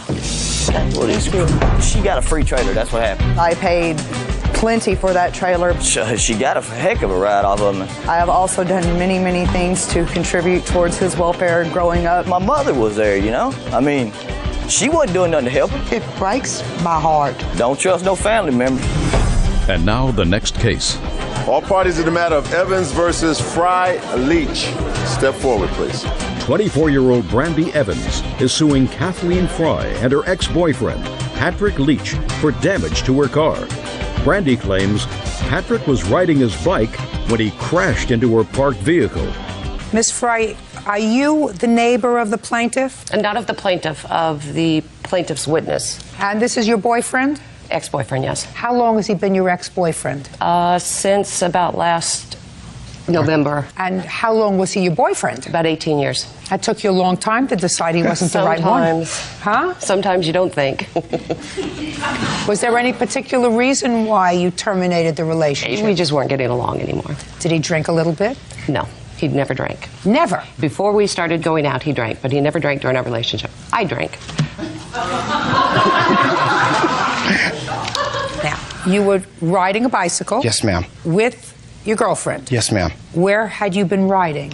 We usually rode 10 to 15 miles a night, just around our neighborhood and just around our block and so on and so forth. And at what time of the evening did you return to the house? It was probably between 8 and 8:30 in the evening. So it was dark? Yes, ma'am. Do you always ride at night? Yes, we did. It You was have mostly lights at on night. your bikes? No, we don't. Are you supposed to? Yes, we are. Probably, yeah. Do you wear a helmet? Yes, I do. For what? Safety reasons, in case somebody pulls out in front of me and Right. Right. That's why you have lights on bikes if you're going to be riding at night. And so tell me what happened, Mr. Leach. Our street was very dark. It has no street lights. I was pedaling, and her car is the color of night. It blended in, and it was parked, if I could show you on the diagram, it was parked probably a little farther back, but to me, it was illegally parked. And it was on a corner. I was pedaling, and I looked up, and next thing you know, under the tree, next thing you know, I hit the front end of the car. Okay, so Mr. Leach, we are talking now about certain things that you can do nothing about, because as night follows day, that's science. And in science, it's going to get dark outside. So when you're driving a vehicle, what they do is when a vehicle is operating, they put lights on the car so that you can see where you're going after night falls, right? So it's not the night's fault that you hit the car. Now, cars can be painted in many colors. It's not the car's fault that it was painted the color of night, right? Correct. So it can't be the car's fault that it was that color. Now, how long do you think this big tree has been living on the corner? I couldn't tell you. 10 years? Since before he moved in. Yeah. The tree didn't move, right? Correct. So it can't be the tree's fault that you hit her car. And the last thing that you said was her car, you believe, was parked illegally. True. But the car didn't move. Correct. There was only one thing that was moving. Mr. Leach, that would be you. I totally agree. Now, Miss Evans, tell me, you were awakened to the alarm going off in your car? No, we were watching a movie. I was over at my friend's house. And what happened? It was around 11 p.m. and I heard my alarm going off. So the alarm did go off as a result of being hit? Yes. So I walked out, and they weren't near my car. They were walking away from my car. And I walked down and looked at my fog light, and my fog light was broken on the ground. And I walked back up halfway to the driveway, and that's when Kathy stopped me. Had you known her before that evening? No. So you never met her before? No. She walked up to you and said? And said, we were riding our bikes, and my boyfriend hit your car. And I looked over at him, and he was laying on the grass with his bike. That's not true. And shh, Mr. Leach. Shh, Mr. Leach. Look at me. And Kathy said she was going to run and go get her information, and that she did not want to go through the police. She did not want to go through insurance. That she wanted to pay cash. And she walked back over and said he had some to drink, and that here's her information to put estimates in her mailbox, and that she would get back to me. And she gave me her number. She gave me her work phone, her cell phone. Miss Fry, did you write down your telephone number, your work number? I gave her my business card. What did you give her your business card for? For the purpose of, I had walked over and explained that he had hit the car and that he was lying on the ground because he had hurt himself when the bike hit the car. And I said, I will get you the information and you can get estimates and the two of you can work it out. I brought her the information back over. I never stated that he was drinking because he wasn't. And I never stated that I would pay her cash because I am not the one that hit the car. What do you want to say? I was standing there and listened to her state that she would pay Brandy in cash to settle the matter. Tell me your last name. Curran. How long had you been neighbors, Miss Curran? I've lived there approximately 6 years. Okay. Mr. Leach. Yes, ma'am. There is no reason why Miss Fry should take responsibility for this. Exactly. So if the court were going to enter a judgment, it would have to be a judgment against you. Correct. So that, Miss Fry, you may sit down. Thank you. Now, sir, you're there all on your own. In 10 seconds, give me your best shot as to why you're not responsible for this. I never said I was not responsible. I took the car. But what I am disputing is they brought over estimates for $1,400 for the car, which to me was a little outrageous. We told them to get another estimate in a local place. They've done work on our cars before, and they were more reasonable. They've probably given a reasonable rate. They never went there. Mr. Leach, let me stop. Sure. A second. Is it that you don't like the amount of money that she's asking for because you believe it's excessive, or that you don't believe you're responsible? The amount of money, and then we had an estimate for $1,400 and $1,600. Now it's $1,800. Well, now she's going to show me the estimates. I have and the photographs. The first estimate that I gave them, that was for the $1,400. When I gave it to her, she asked me to go and get another one with their body, a place, and it shows it was only a month afterwards, not even a month after the accident, that I have for that quote. Just a second. What was the name of the body shop where you wanted them to go? Boulevard. Is this one of those from Boulevard? Yes, and that's my third one. Can I see it, please? We never got that one. We never got those. I don't care whether you did or not. Now I have them. So am I correct? Boulevard gives you $621.72? Mm-hmm. That was just the paint that they said. They didn't say anything about the hood. That is, I have pictures of my hood and where it's not aligned with the other side from where he fell on it. And Your Honor, I did not fall on the hood. I have your handlebar marks on my hood. Well, there is damage to the hood. All right, anything you want to say? I just, I want to know. She got an estimate from Boulevard, for just paint. Well, you know what? If to me, if I'm going to get an estimate for the body work, I'm just not going to ask for paint for the $600 and something. I'm going to say, I'm going to say, hey, it's just, I need the body work done. I don't understand that. I went in and asked for an estimate, and that's what they gave me. I didn't ask them just to do paint. Did you ask them for an estimate to fix it or to paint it? To fix it. I said I needed it fixed. The damage to this car can't be done for $600. She's got something wrong with the hood of the car that's going to have to be pulled out, painted if it's going to be done right. The $1,300 is a reasonable estimate.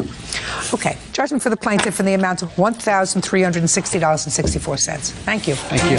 Parties are excused. You may step out. Your Honor, this is case number 201 on the calendar in the matter of McDaniel versus Julius. Parties have been sworn in, Judge. You may be seated. Ladies, have a seat, please. Ms. McDaniel, the defendant is your daughter. Yes, ma'am. Your complaint is really a simple one, and your complaint is that you made 2 loans to your daughter. Yes, ma'am. And she has not paid you back. Your daughter says that these were not loans, they were really gifts. But the matter becomes more complicated because of the nature of the loans that you claim to your daughter. Miss Julius, you had a daughter who was murdered. Yes, ma'am. When was she murdered? September 24th. She was found dead in her room. In your home? In her home. Has the perpetrator of that murder ever been found? There are 3 people apprehended as of right now for first-degree murder. How old was your daughter? 17.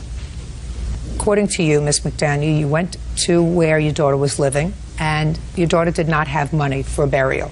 That's right. You agreed to loan her the money for the burial.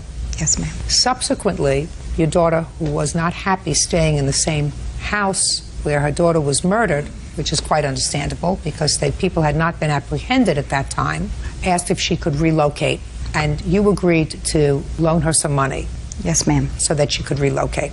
What was the extent of those 2 sums of money? The funeral was how much? $4,582.27. And how much did you advance your daughter to relocate? $1,487.68. The matter becomes more complicated because at some point, Miss Julius, you ascertained that there was a crime victim's compensation that you could apply for. The DA. The DA? From Carroll County. Told you what? Told me that there was a victim's fund relief. And what was it for? It was for expenses for Jessica's death. And I have been making payments. Just a second. Expenses for Jessica's death? Yes. Which included her burial? Which my mother gave as a gift. Listen to me very carefully. Which included, yes. So the state of Tennessee had a fund which provided for the survivors of victims of violent crime to give them money so that they could pay for burial? Yes.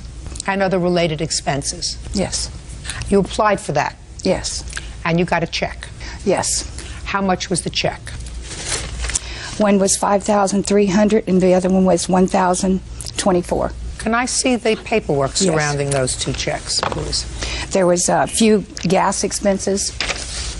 Can I see the paperwork for the... This is exactly what Bird, I'll take a look but I have more different... I have receipts to where I have been paying my mother.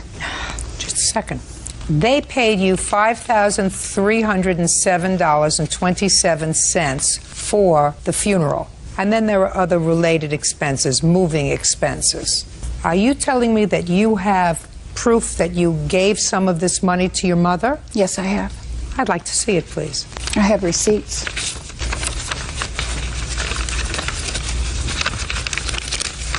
Here, this is for money orders. She told me that her payments were $70 and $40. I talked to my sister Gail that's standing next to her over the telephone. She was in California. I talked to her and she said, have you been giving her money? I said, yeah. She told me $70 and $40 on her credit cards. And that's exactly, I've been giving her a little bit more. Well, I see what you're talking about. You gave her $30, $40. And it started on 11/3, excuse me. I understand that, but these are very small amounts of money. When did you get the check from the state? In April. She told me it was on credit cards, and as long as I was helping her out, there was no lump sum that I was supposed to give her. She knew I would have to go home. I have a headstone to purchase for my daughter, which is $910, and I'm working at a minimum wage job. I moved out because it was so unbearable to live with her in her house. Let's go back a second. You got this money, which is about $6,500. What did you do with it? I've been living on it, and also I have money set aside to buy Jessica's stone and money set aside to go home. Well, because so I cannot you live. Just a second. You just told me that the stone is $900. $910. Fine. And did you order it? I've already talked to. Yes. Don't play with me. Yes. Did you order it? Yes. Did you pay for it? Not as of yet. Why not? Because she started this lawsuit. What's the name of the company that's going to do the stone? Memorial Gardens.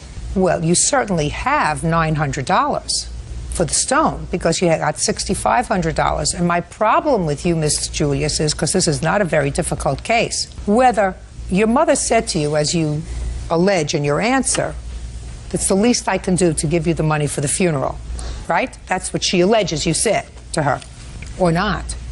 The good people of the state of Tennessee did not provide this money for you to live on. The good people of the state of Tennessee wanted to ensure that your daughter had an appropriate burial. So you cannot take their money and do what you want with it. You have to take their money and pay for her funeral. That's what it was earmarked for by the state. Because whether you and your mother, according to you, you colluded to defraud the state by her signing papers that said she's going to pay me back, and she really didn't mean that you were going to pay her back, that's a fraud on the state. I can't sanction that. Do you understand that? Yes, ma'am. Judge Judy continues in a moment. Your family has had sufficient amount of sadness to last for a lifetime. And even if your mother is awarded the $5,000, you still have money left over for the headstone. And then some.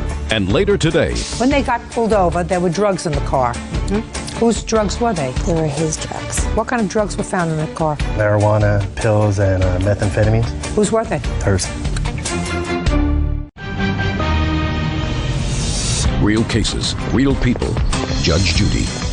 Bourbon McDaniel is suing her daughter, Glenda Julius, for the cost of her granddaughter's funeral. Glenda says her mother is heartless. What kind of work do you do? I'm working in a dry cleaners. I'm having trouble dealing with the public. What kind of work did you do before your daughter's death? I was working in a convenience store, third shift. Your mother paid for the funeral. According to the claim that you put into the criminal injuries compensation claim for Jessica Dawn Julius, the funeral was $5,307.27. That's what you told the state, correct? Yes, ma'am.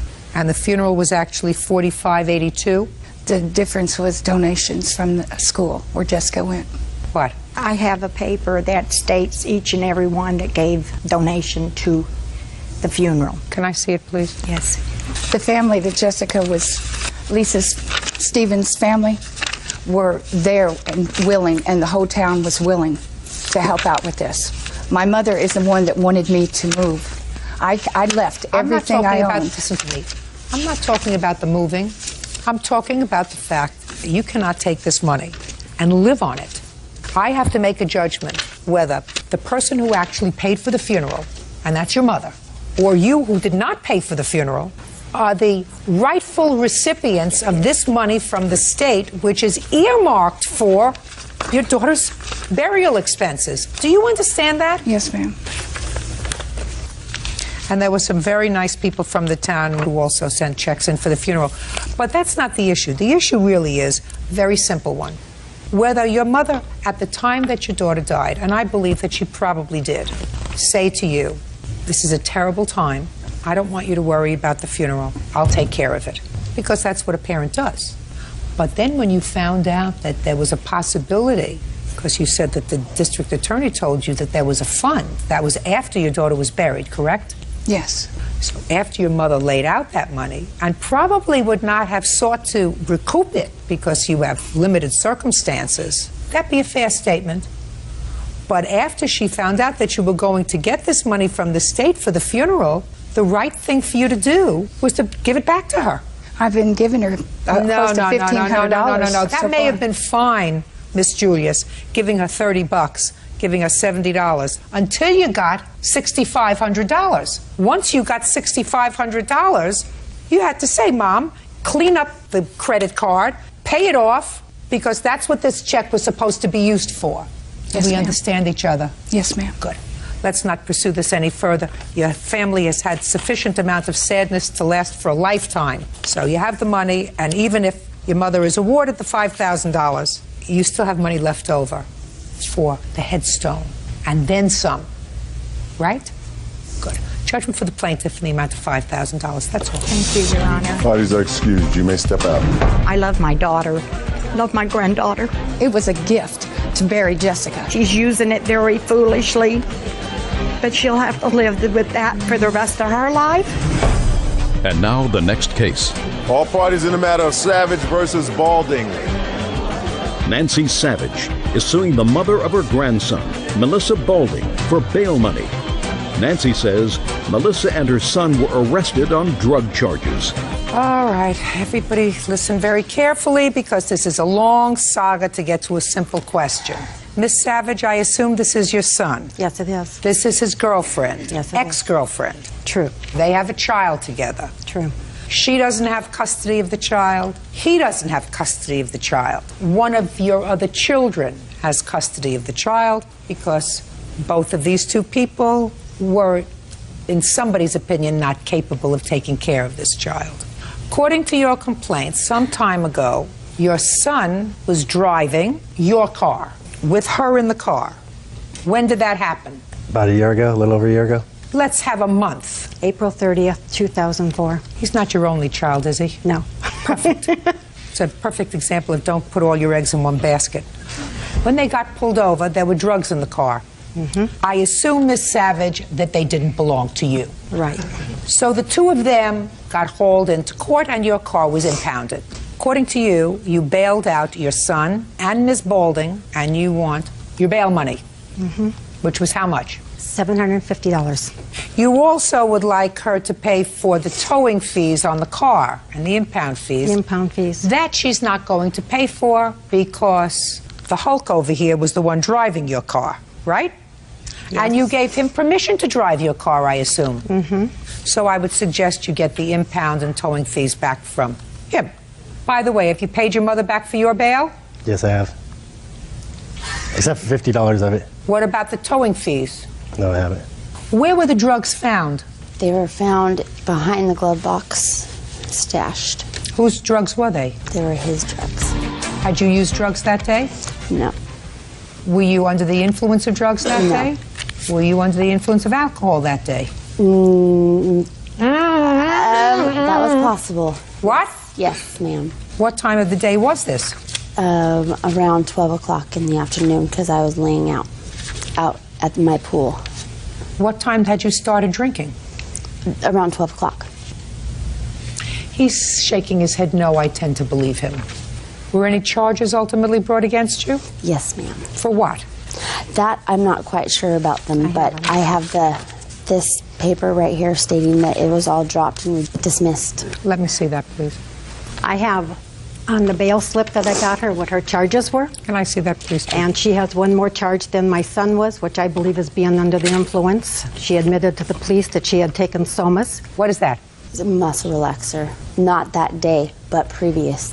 Now tell me about the call you received, Miss Savage, from the defendant about the bail. First of all, one of their friends notified me that their car had been pulled over, so I went to where it was because it was less than a mile from my house. And I asked the officer if I could get my car, and he said no, there were drugs involved, and one of them was under the influence, and so they were going to impound it. So I asked him where my grandchild was, and the officer went over and asked Melissa, and she told him it was at her apartment. So I told him I would take responsibility and go get Brian and have him stay with me. Who was watching him? Some of their friends. Go ahead. So I went and brought my grandson home, and I was trying to calm him and everything. He was very upset. How old is he? 2.5. Go ahead.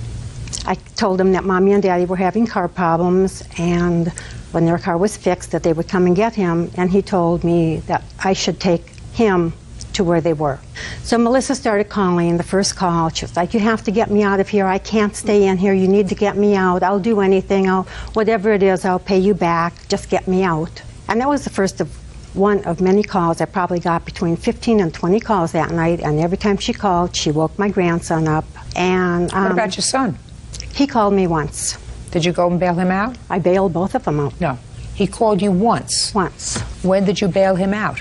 Steve got released around 2 o'clock that afternoon, and Melissa got released 8:30, 9 o'clock that morning because there was a woman in jail that Melissa had identified for another crime. Oh, just a second. This incident happened at 12 noon. No, the incident happened at like 10 o'clock that night that they were pulled over. Yes. Oh, so she had been drinking from 12 noon until 10 o'clock at night, according to her. Oh, I didn't understand that. Now I understand. Okay, and during that whole time, she called you numerous times. She called me about 15 to 20 times, and she told me that they wanted to test her for drugs and she wasn't going to give them a urine sample, and that when she had to go to the bathroom that she would have the girls in the waiting cell stand around her so they didn't know that she was urinating. Step up. What happened to your case?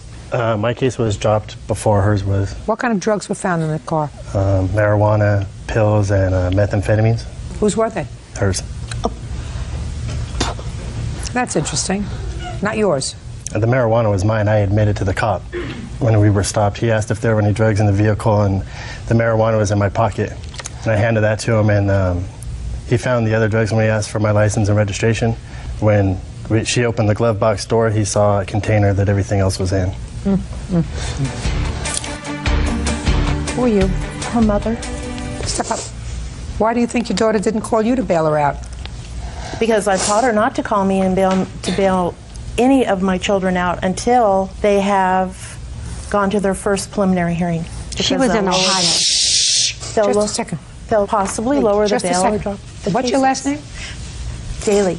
Miss Daly, how many children do you have that have been arrested? Oh, this one. So when you said you've taught all your children not to call you until after they have had their first bail hearing, you were really referring just to her? No, I raised 4 daughters as a single parent. Yes. And I worked in law enforcement for 30 years. Yes. And I just informed them that if they got into a situation where they ended up in jail, I would hope this wouldn't happen, but I just wanted to make sure that they knew what to do. How many years have you spent in law enforcement? All told, 20. Between us, we have more than a half a century in law enforcement, Miss Daly. How many children do you have? 4. Between us, we have 9 children. Did you ever have a conversation and tell your children, if you ever get arrested, make sure you wait until your first bail hearing because your bail will probably be lowered? Do you remember having that conversation when you told them about, don't talk to strangers, don't go near people's vans? You ever remember having that conversation with your 4 children? Negative. Me neither. So you want to go through this one more time with me? Because unless you're kooky, because I never heard of a mother, even in law enforcement, sitting her children down and saying, listen, never talk to strangers, be home at midnight, don't give any strangers your phone number, and if you ever get arrested, I want you to wait until your first bail hearing before you call me because your bail may be reduced. Were you happy to get out of jail? Yes, ma'am. Pay her the money. Judgment for the plaintiff in the amount of $750. That's all. Parties are excused. You may step out. Now, this is case number 217 on the calendar, the matter of Tyler versus Cantrell. Parties have been sworn in. You may be seated. Folks, have a seat. Mr. Tyler, the defendant is your daughter, and it is your claim that she had you falsely arrested for stealing her car. Your daughter says that you did exercise control over that car without her permission. She had every right to notify the police that you had, in fact, taken the car without permission. So let me start with you, Miss Cantrell. I understand that you are married. Yes, ma'am. Your husband is in the armed services. Yes, ma'am. Where is he currently located? He's in Afghanistan. And how long has he been there? He's been deployed since October. This car was originally purchased for him. Yes, ma'am. Tell me how it came about that your father got the car in his possession. The car was on my grandmother's property, and he took it because he was angry that my mom had left him. Where did you get the car from, Mr. Tyler? Judge, I originally bought the car in Cleveland, Alabama at a car auction. What do you mean you bought the car? I was there to buy some cars, and my ex-wife had called her, and she came over to the auction. And she seen the car, and she said, I'd like to have this for Kevin, her husband. Who paid for the car? She did. So that she wrote a bought the check. car. She You wrote- didn't pay for the car. No, she Well, wrote you a check. said I bought the car Well, at an auction. I You meant, didn't- Judge, that I was there to buy the car, and she wanted it, so I let her have it. That's how. You were at an auction to buy several cars. Your daughter Yes. came with you. She saw a car that she wanted. She wrote out the check for it. So she bought the car. Right. Don't play Right. with me, Mr. Tyler. Okay, I'm not, Judge. I guarantee you. Okay. It's not going to happen. Okay, so your daughter bought a car, and according to her, she parked it at her grandmother's house. No, Judge. Where was it? It was in my yard. So it was in the yard of the house where you were living? Uh-huh. Who were you living there with? My ex-wife. Anybody else? My cousin. What's the address of this house? 77, Highway 75. And is that where the car was taken from? No, ma'am. Where was it taken from? 71, Highway 75. That's where your grandmother lives? Yes, ma'am. Do you live next door to your mother-in-law? That's my mother, Judge. Or your mother? Yes, ma'am. Was the car parked at her house at any time? No, Judge. Okay. How did it come about that you took control over this car? When the car was bought, it was to be brought to my house to fix for Kevin. And at the time, Judge, they were going to pay for it to be fixed. And Kevin had gotten hurt and come home. And Kevin asked me when he was home if I would keep the car at my house until he came back and fix what it needed. And when I get home, I'll pay you for it. Okay. So we had a windshield put in it. When you walk out my back door, it was sitting right there with a car cover on it. Then, Judge, when my ex-wife left... Okay, so you separated. Yes, ma'am. Go ahead. It's a long story behind it. Let's put it simply. Ultimately, she wanted the car. To give to her mom, because I wouldn't let her mom Just a have second. one. In whose name was the car titled? Mine. Yours? And my husband's. So she said, I want the car. I'm going to give it to Mama. Yes. So what did you do? I had told her prior to this that me and Sammy was going to fix the car. He would do. He told me, he said, if you'll pay for the parts, I'll do the labor, and when Kevin comes home, we'll give it to him. And Judge, that's what I had in mind doing. I don't care what you had in mind, and sir. I don't care what you had in mind. I got the gist of it. You and her mother separated, and she said, I want the car to give to Mama. Right. I assume that's because her mother didn't have a car. Right. And okay, and you said no. And not unless you pay me. Okay, so now you want to be paid before Kevin came back from Afghanistan. Well, if she was going to take it. Okay. You had made an arrangement with Kevin that he would pay you for the parts when he came back from Afghanistan. Yes, ma'am. That was your contract. Yes, ma'am. So now you're changing the contract because now you want to get paid right away. Well, the car was to stay there, Judge, till he came home. No, it can go anywhere that the owner says it can go. But he told me to keep it there until But then you spoke to him again and he said to give it to her. No, he called on the phone. I said you spoke to him again and he said to give it to my wife. If she pays. No. Yeah. He said give it to my wife. If she pays the labor to Sammy, not the parts. But just the labor. Labor to Sammy has nothing to do with you. Right. What did you do with the car? Well, a couple of days there, the car winded up. You could tell where it had tried to be broken into. Not for sure who done it. We took it and put it in storage. Not we. You. Well, me and my cousin. He had done the labor on it, Judge, and I'd paid for the parts. Did you tell her where it was? Yes, I told her I'd put it in storage, and when she paid us, she could get it. There was a labor lien against it. And she wanted proof of it, Judge, so I sent her proof of it. Let me see what you mailed her. And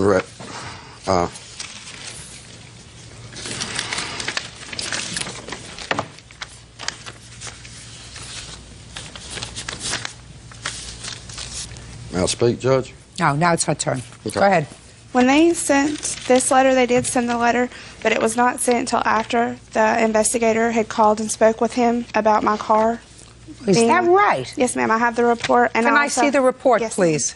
That's interesting, because you send her this ridiculous note that says, I have in my possession a Pontiac Firebird, and there is a $10 storage fee on it. And then you change the amount of repair bill. It looks like you put first it was $1,300, then it was $700. I don't know. Can't figure this out. And you say if you don't respond within 90 days, the car will be sold at public auction. Now this, I don't know what date this is, but she signed for it on May 23rd, because she allegedly sent this by certified mail. But she filed this incident report on the 16th of May, which is before you sent this letter to her. So the police contacted you. Put your hand down. Police contacted you and said, where's the car? Probably. Or they contacted Sammy. No, they come out and contacted me. Oh, there you go. And then you sent her this letter. Judge, the officer, the day he came out, he wanted a copy of that letter. The day the officer come out and talked. It's absolutely impossible, sir, because you dated this letter May 17th. That was the next day after the officer took this complaint. Judge, he didn't come out the day he took the complaint. I don't care whether he came out and took the complaint on that day or not. It doesn't make any difference, sir. Okay. What I'm telling you is, I got the whole story. You know what the whole story is? You were mad at your ex-wife. Oh, yeah. And you didn't want her to have a car. Don't shake your head no to me. You were angry. You didn't want her to have a car. And you had worked on this car. And when your daughter said, I'm going to give this car to Mama to use because you're not giving her a car, you said, over my dead body. Because I put money in that car and I was going to give it to Kevin, but I won't give it to the woman who I've lived with for the last, I don't know, how many years? 30 years? 24, Judge. 24, and raised a bunch of children with how many children?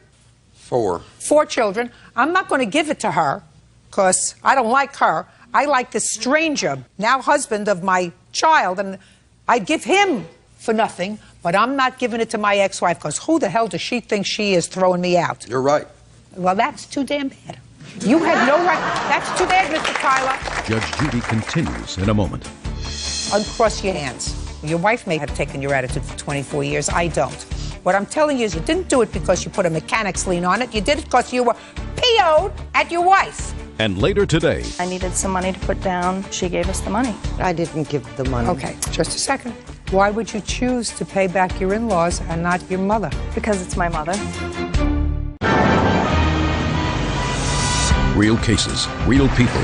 Judge Judy. Billy Tyler says his daughter, Tiffany Cantrell, had him falsely arrested for stealing her car. Mr. Tyler? She took it all and gave it to a man one time. She ain't going to do it again. Listen to me, Mr. Tyler. I don't know the reason after 24 years and raising 4 children with somebody that they say, I don't want to live with them anymore. I'm not going back over that. I don't know whether you were a good husband, whether you were not a good husband, whether you were a kind person to her, whether she was a kind person to you. I have no idea. She's the one who left. She may have had good reason. Let me tell you something about most women. And how old is your wife? 42.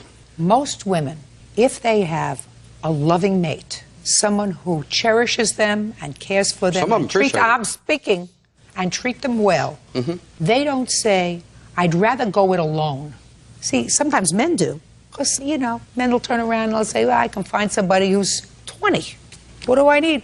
This 42-year-old who's raised my 4 children. Now, your wife must not be a bad person, because her daughter says, I'm going to let you use this car if Daddy won't give you a car. So evidently, uncross your hands. Your wife may have taken your attitude for 24 years. I don't. What I'm telling you is you had no right to take that car and put it in a place where she couldn't find it. And you didn't do it because you put a mechanic's lien on it. You did it because you were PO'd at your wife. And that you had no right to do. You had no right to exercise dominion and control over a car that did not belong to you. Now, your daughter, as far as I'm concerned, should not have gone to the police, should have tried to settle this matter civilly. But then again, you took your mother's side in this altercation. Yeah, you felt badly for her. Somewhat, yes, ma'am. You felt badly for her. So, in a family situation, should she have gone to the police? Probably not. Did she have a legal right to go to the police because you exercised dominion and control over her car? Absolutely. Don't say no. She did. And what they found when they found you not guilty wasn't because you weren't guilty of exercising control over the car, sir. What they said was, this is really a family matter, and we're not going to find you guilty of a criminal act because what you were really doing was acting vindictive. And we're not going to get involved with that. So, sir, she had the legal right, put your hand down, she had a legal right to call the police to make a police report that she no longer had a car that was titled in her name and that you had. Even though she had brought the car down there and told me to fix it. Listen to me, sir. You can't trip over your own words. What you said to me 10 minutes ago was, it was your intention to fix the car. First, you said you were going to make a gift to Kevin when he came back from Afghanistan. Then you changed that and you said, well, I spoke to him and he said to me he would pay me for the parts when he came back from Afghanistan. She never told you she would pay you for anything, unless you're going to change your story again. Judge, right. You have no case, Mr. Tyler. Grow up. That's all. Thank you. Parties are excused. You may step out. Her mother left after me catching her with another man. He's been abusive to my mom my whole life. Didn't only catch her with another man, I caught her 3 days later sitting on a computer in my home talking to another man. He let that come between a relationship with his daughter and his grandchildren. I told her to get out of my home because we'd been divorced 4 years ago, and I put her out. He didn't kick her out. She left in the middle of the night because he wouldn't let her leave on her own. I've seen the car in the home, and I was there the day that someone tried to break in it. She said, no, I'm going to get the car, and I'm not paying neither one of you nothing. And she did. And now the next case. All parties in the matter of Johnson versus Leffler. Step forward. Jean Johnson is suing her daughter, 28-year-old Christine Leffler, for 2 unpaid loans. Jean says her daughter is taking advantage of her. Miss Johnson, this young lady is your daughter. Yes. Your complaint alleges 2 loans to your daughter, and she has repaid neither. Correct. Your daughter says that her family came on hard times. You were kind enough to offer her some money for housing. She accepted your offer, which was a gift, not a loan. Yes. Tell me about the first amount of money that your mother gave you. My mother had given us $2,000. When? April, I believe. Why? My husband was the owner-operator of his own business, a trucking company, and we're from Massachusetts. It was very snowy this winter, so his work slowed down quite a bit. And then he had to have major surgery on his colon, and that put him out of work for a couple months. So things were very bad for us, mortgage-wise. So we decided that, it might be better for my husband's business, trucking, to move to Florida. That's always sunny there. You don't have to worry about missed days. So, we found a house and that we liked, and she gave us the money. I didn't give the money. Okay, just a second. Wait 1 second. Tell me about the call that you got for the $2,000. Well, they did have hard times, and she did call me, and she needed some help with the deposit on the house that they were going to get in Florida. I was against it. I didn't want my grandson going all the way to Florida. You're a grandmother. That's true. And I told her I would loan her the money, but I needed the money back. It was When did you expect her, and how did you expect her to pay it back? Her house was on the market, and she had promised to pay me back after May 26th when she sold her house. Now, when was the next loan?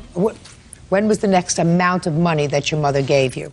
I'm not sure of the exact dates, but, we did talk about that, and she knew that we were on hard times.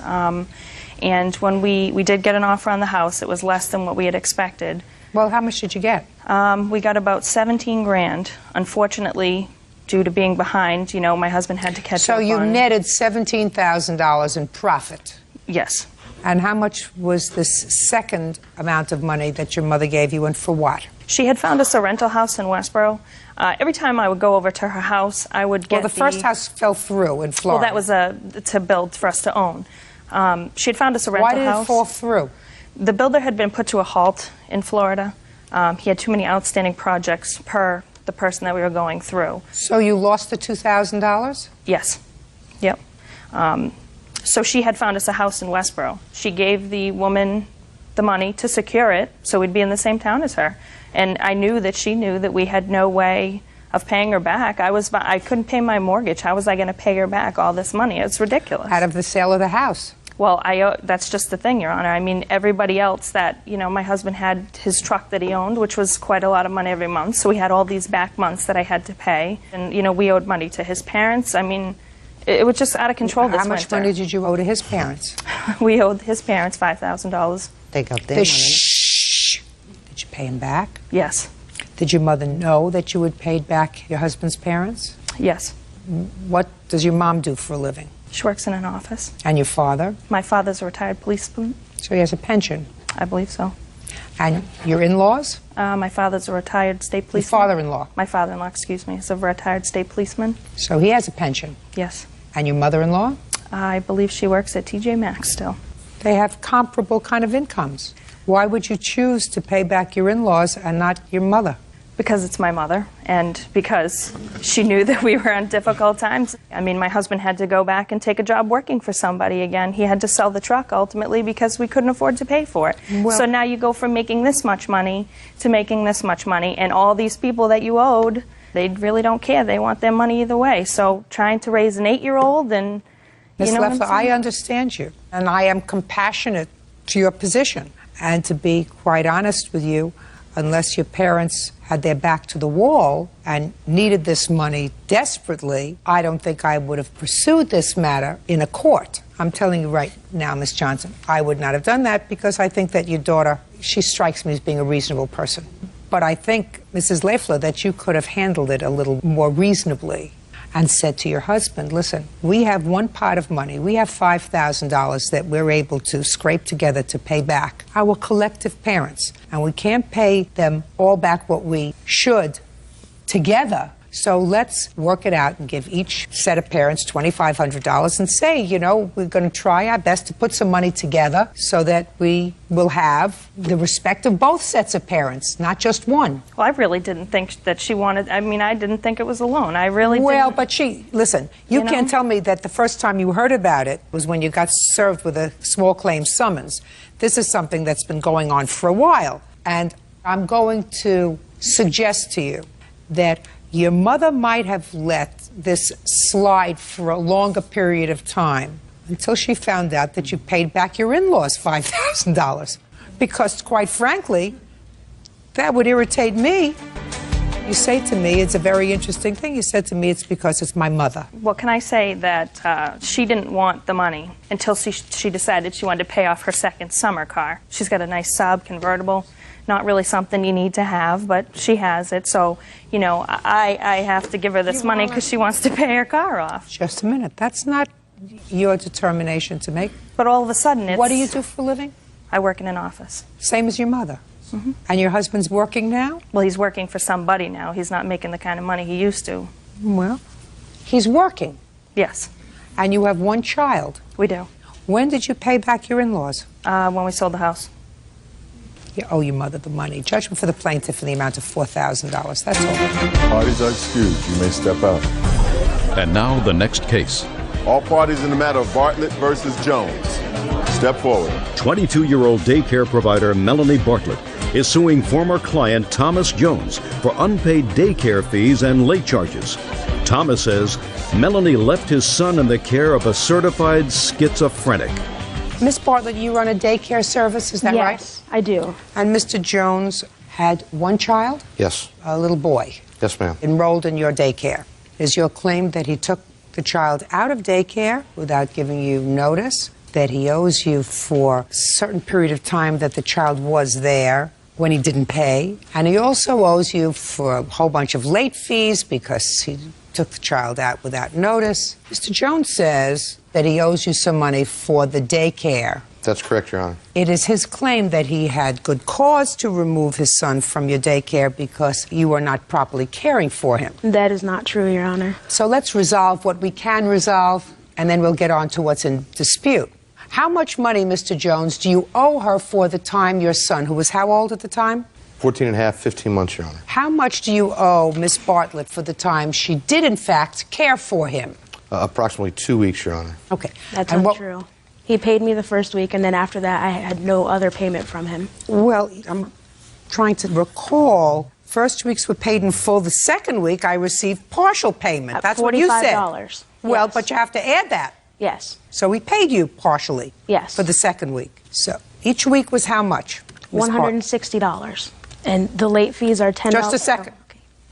$435 is what you owe her for the time your son was there and you didn't pay. That's correct, ma'am. Now let's get to termination fee and all of that stuff. Miss Bartlett, how many children do you take care of? I just started my daycare, so I was in the process of getting my license, and he was my first customer. Were you licensed at the time? No. I made him aware of that. I have the paperwork that I was in the process of getting the license, and That's I made him untrue, Your aware Honor. of that when he enrolled his son. At the time you took care of him, you were not a licensed daycare provider. Is No. that what you're telling me? I was in the process of getting the license. It was just paperwork. At the time you took care of his son, you were not a licensed daycare provider. No. Did you know that? No, ma'am. How did you locate her? Through the internet. Do you have a copy of the ad? Unfortunately, I do not, Your Honor. I do. Let me see it, please.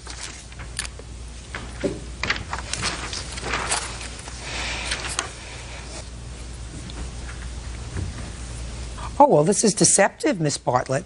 Melanie Bartlett, that's you. License number upon request.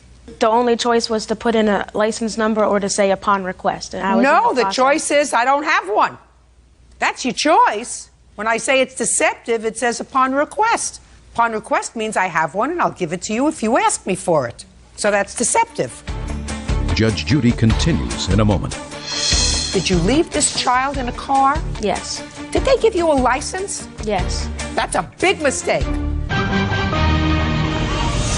Real cases, real people. Judge Judy.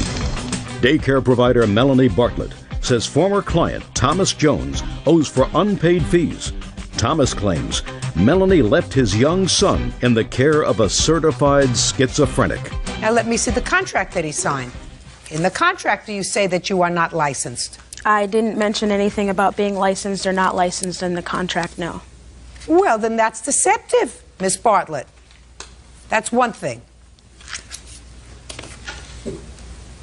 Got to ask questions. Yes. Better questions when you're turning over the most precious commodity that you have to somebody that you don't know. You have to say, let me see your license. Check to make sure it's a valid license with the state. You know how to do that now? Yes, ma'am, I do. All right. The most egregious thing, if it's true, is he removed the child from your care during the second week in October. Is that right? Approximately that, yes, ma'am. And on October 7th, according to you, something happened. Want to tell me what happened? I was informed by Melanie that she was going to a funeral. She asked if she could take my son to this funeral. She told me her mother would be going to watch my son. That is untrue. I don't want to hear. I agreed to this, and I later found out that my son was left in the care of someone who was not qualified, alone in a car with him for, I don't know how long, maybe 20, 30 minutes. And this individual happens to be a state-diagnosed schizophrenic, and, That's what you wrote. And I'm very fortunate that nothing happened to my son, that this wasn't a point where, something went wrong. And after that, you took him out. Yes, ma'am. Go. He knew the day before. My ex-boyfriend was doing work with him, and he informed him of the funeral that I would be attending. He brought it up as soon as he came to pick up his child that day, and I told him I had a friend who could watch his son, and I told him it was the friend he was referring to, who happens to be schizophrenic. That's untrue. Listen to me. There was nothing wrong. Listen to me. You have to skip a funeral. You have a job. I know. Listen to me. Did you leave this child in a car? Yes. Wrong. You don't do that. I left him in there with my friend. The air conditioning was on, and it was Listen to me. That's not your job. You have one job when you take care of a 14-month-old baby. He and didn't it's not say to go. anything that I'm he didn't want speaking him to to you. go. And it's not to go to a funeral.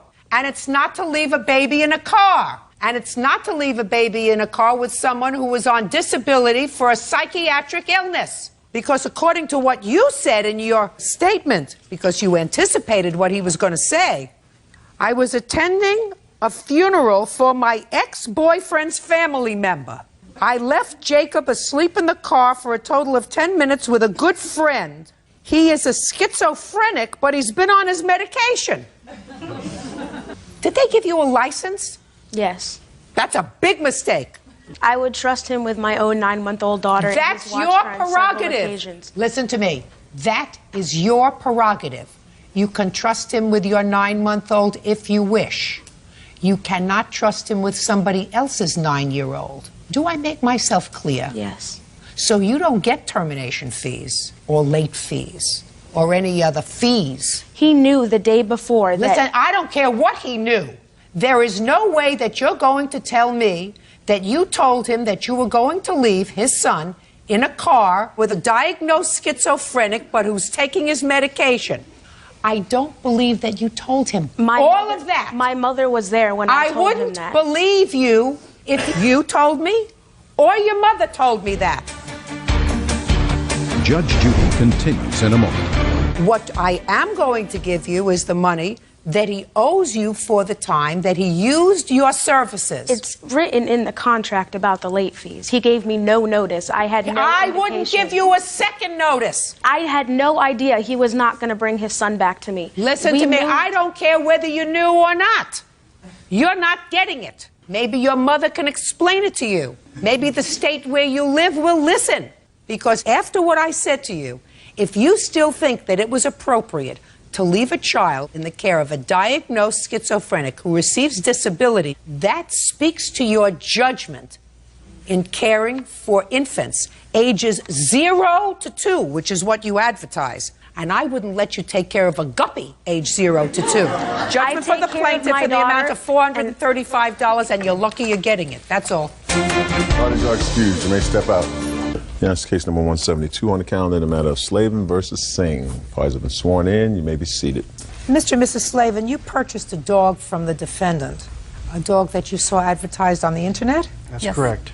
And you two live in two different states. Before the dog arrived at your home, it died. You want the return of your money, which you had sent to Mr. Singh prior to his putting the dog on a plane. Yes. Mr. Singh says it's not his responsibility, it's somebody else's responsibility. Right? Correct. Ah, okay. What kind of dog was this, Mr. Singh? This was an English bulldog. And how much did you charge the Slavins for this dog? $3,600. Why so expensive, sir? It was a smaller version, and it's categorized under a miniature English bulldog. Did you raise the dog? I had him for maybe a year and a half, maybe. That's not my question. I didn't, of course you had him. I assume that you didn't steal him. I asked you if you raised them. Yes. How old was the dog? When what? How old was the dog? About almost 2 years old when I sold him. I have the specific date right here. So if you have the dog for a year and a half, the dog was 6 months old when you got him. Correct. Why are you asking me? That sounds like a question, Mr. Singh. Is that correct, that the dog was 6 months old when you got him? Correct. Who did you get him from? Veronica. For how much? $3,500. Was she the breeder of this dog? Yes. When did you put this ad on the internet to sell the dog? The dog was never, I guess maybe January. The dog was never what? I really didn't want to, you know, the dog wasn't heavily advertised. It was a litter from the dog that was advertised. This was a female or a male? This was a male dog. And how many puppies were born from that litter? 4. Is that a question or an answer? It's an answer. Let me see the ad, please.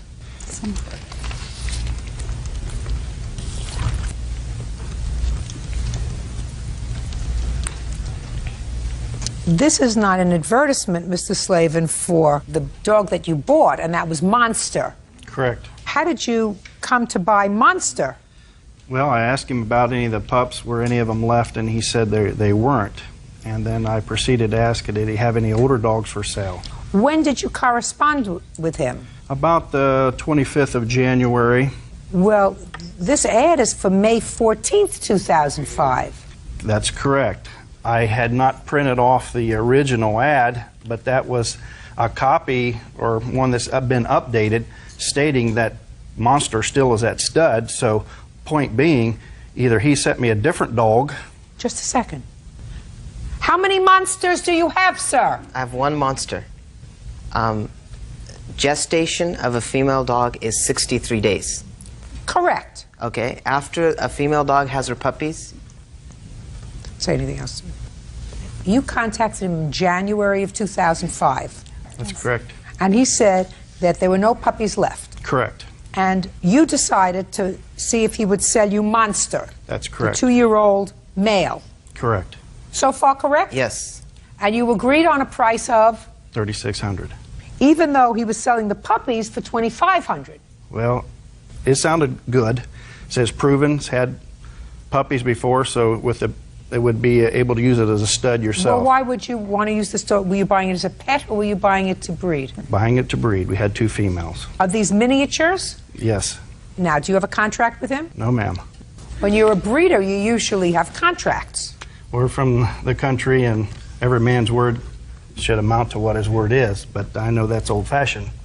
Let me see the vet report that you have while I'm taking the rest of this testimony.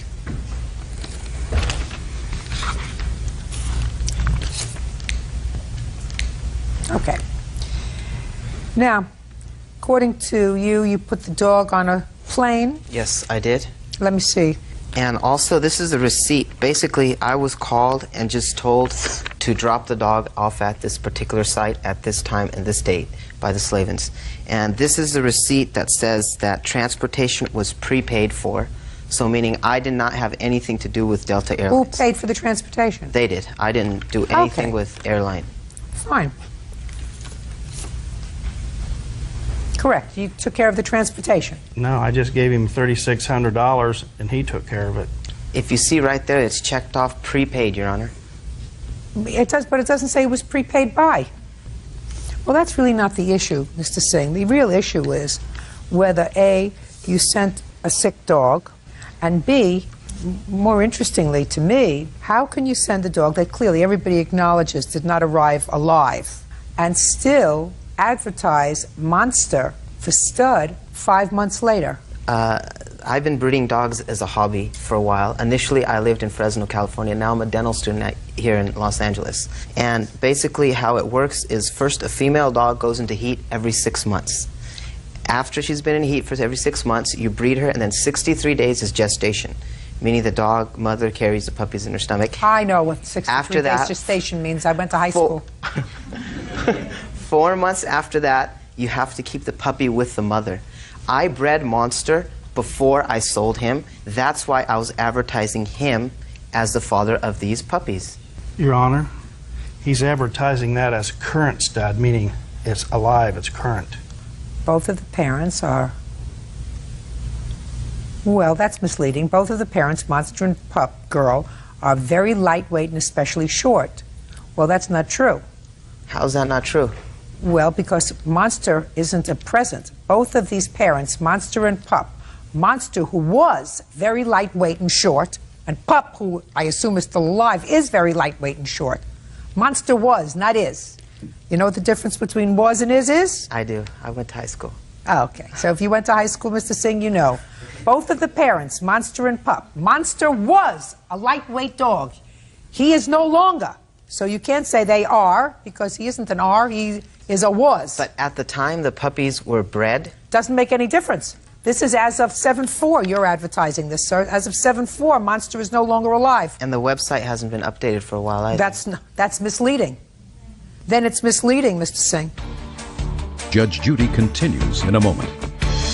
You're going to be a dentist, sir? Yes. Not only wouldn't I go to buy a dog from you, sir, I wouldn't let you fill my worst cavity, because what you did was the wrong thing. And later today, I said, Mom, what do you need 500 for? Oh, miscellaneous. I said, oh, it's for Jackson, right? Because she likes to go gamble in Jackson outside of the bingo hall. Did you have a reasonable relationship with your mother before? Outside of being her banker, no.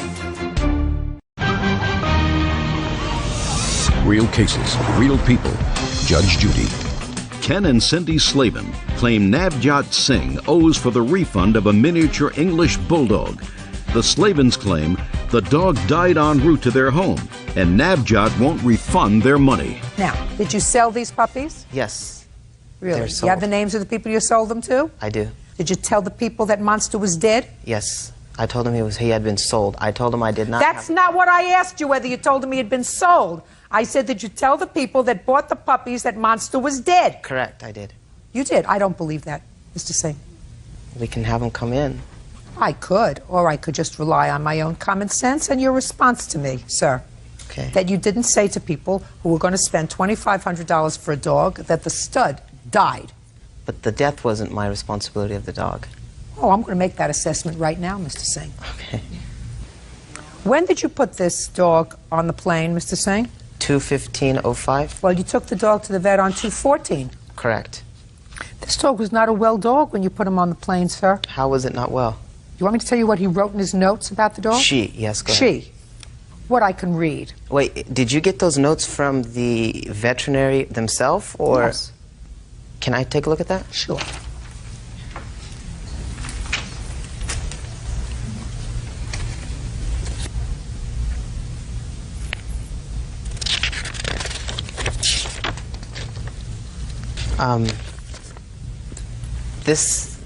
These notes on the dog, the veterinary knew this is an English bulldog, so basically she's making notes in regardless of a regular dog, but this is actually an English bulldog, so brachiocardial sounds are normal, and having a high temperature are normal with English bulldogs. In that, they're so normal that Delta has a specific policy for shipping snub-nosed dogs. Mr. Singh, are you playing with me, sir? No, I'm just trying to state my side. The vet says that the dog looks like it's been chewing on its rump as well. It has very long toenails, which indicates that it has not been well cared for. I also have dogs. Green mucosoid discharge. I'm not talking about the sounds from your English bulldog, because we all know I mean, if you're a dog lover, you know different breeds. English bulldogs have very small noses so that they breathe, they snort, they make noise. I'm not talking about that. Your vet said that the client, that was you, declined a microscopic examination, declined to have the dog's ears cleaned, declined medication, declined nail trim. You said that the dog will be traveling because the dog is a Valentine's Day gift for a friend. That's what you told, that's what the vet said you told the vet. And the vet says, underlined, see vet as soon as possible at new placement for infection. Okay?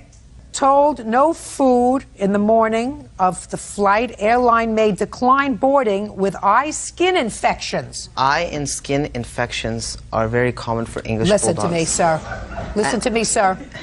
You did the wrong thing. When somebody pays you a substantial amount of money and you have a dog that the vet says needs some treatment, you are supposed to ensure that before you put this dog on a plane, this dog has a clean bill of health. Not just sufficient to travel, clean bill of health. And you didn't do that. I wouldn't buy a dog from you, sir. I would suggest that if any of the 10 million people who watch this program thinking about buying a dog, they will never buy a dog from you because you haven't done the right thing. When you take on the responsibility of being a dog breeder and you have an animal that requires a human being to take them to the doctor and make sure that they're taken care of, you're going to be a dentist, sir? Yes. Is that what you're telling me? You're going to be a dentist? Yes. When somebody has a child and the child has something wrong with their mouth, the parent has the responsibility of bringing the child to the dentist. And you have the responsibility of, as the dentist, of taking care of whatever it is that that child needs, because the child can't do it for themselves. You got my drift, Mr. Singh? I do. Now, a small miniature English bulldog, 2 years old, if it's got mucus coming out of their eyes, mucus coming out of the nose, seems to have a trouble with biting its skin. And the vet says, you know, the dog could really be treated before you put it on a plane and send it to a new home. And you say, not necessary.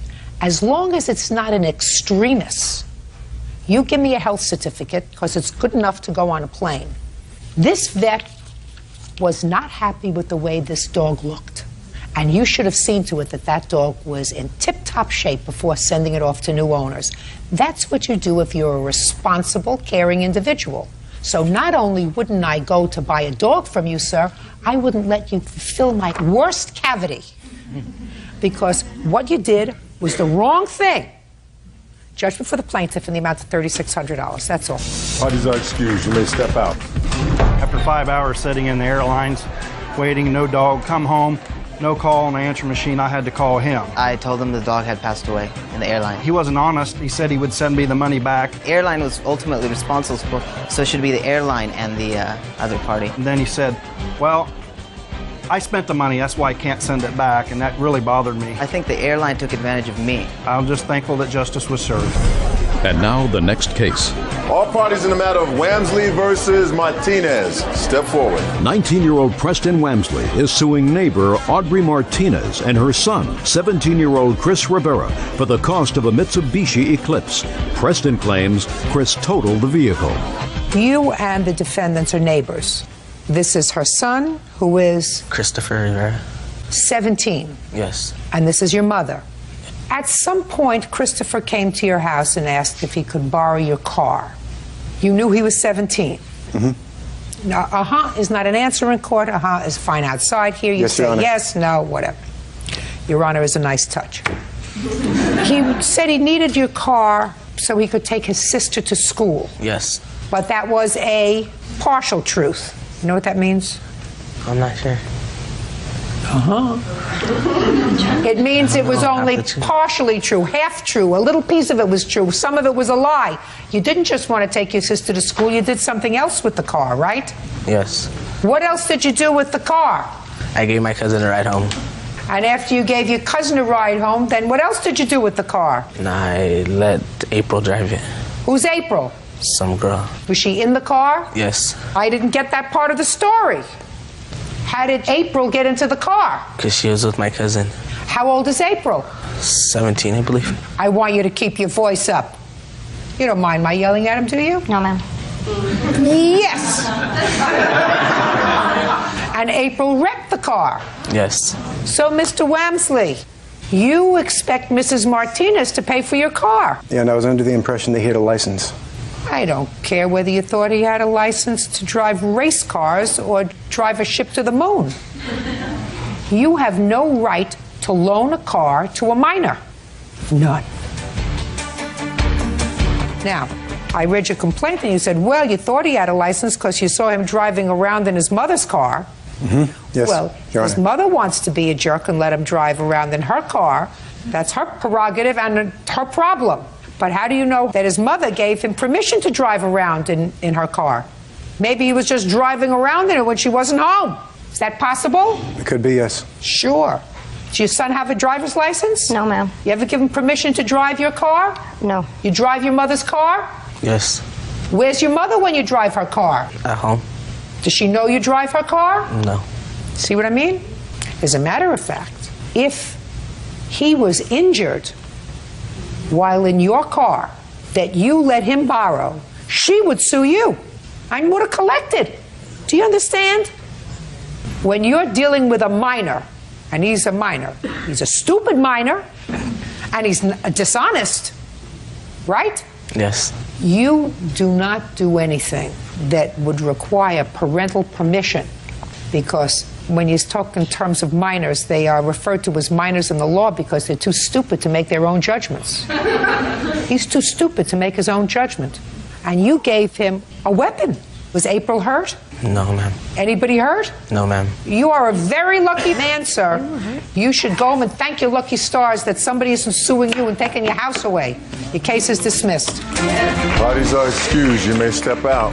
Yes, case number 364 on the calendar in the matter of Evola versus Zampino. Parties have been sworn in. You may be seated, folks. Miss Evola, the defendant is your half-sister, and according to what I read, you only recently, in the last few years, had a relationship with each other. Yes. According to your complaint, you rented a home that you own to your sister with the understanding that she would have an option to buy it after she paid rent for a while. Yes. Subsequently, within a relatively short period of time after she moved in, you evicted her. But your lawsuit wants your furniture back. And you say when you left some furniture in the basement that was yours. You allowed her to use some furniture. But when she moved out, she took your things. The defendant says that you gave her a living room set, that the bedroom furniture that you claim you want back was actually repossessed by the company that you had rented it from, so she doesn't have that. And she is counterclaiming because she says that because of your precipitous behavior, which was not warranted by anything she did, she was forced to move. She had moving expenses. She was forced to move very quickly, and she wants to be compensated for that and all of her emotional distress. When did you lease her your house? It was in July. And when did you evict her? I gave her notice September 10th. Had she paid rent in August? Yes. Had she paid rent in September? No. Why did you evict her?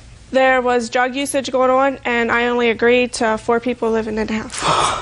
How did you know there was drug use going on in the house? August 24th, my uncle had came there, and they smoked it right in front of him. Smoked what? Pot. Who did? Melanie and a guy named by the name of Brandon. You agreed, you said, for 4 people to live in the house? Yes. Who were the 4 people? Her, Christina New Church, which is right over there, and their... Is this a friend? It's my roommate. We've lived together for 9 years. Okay.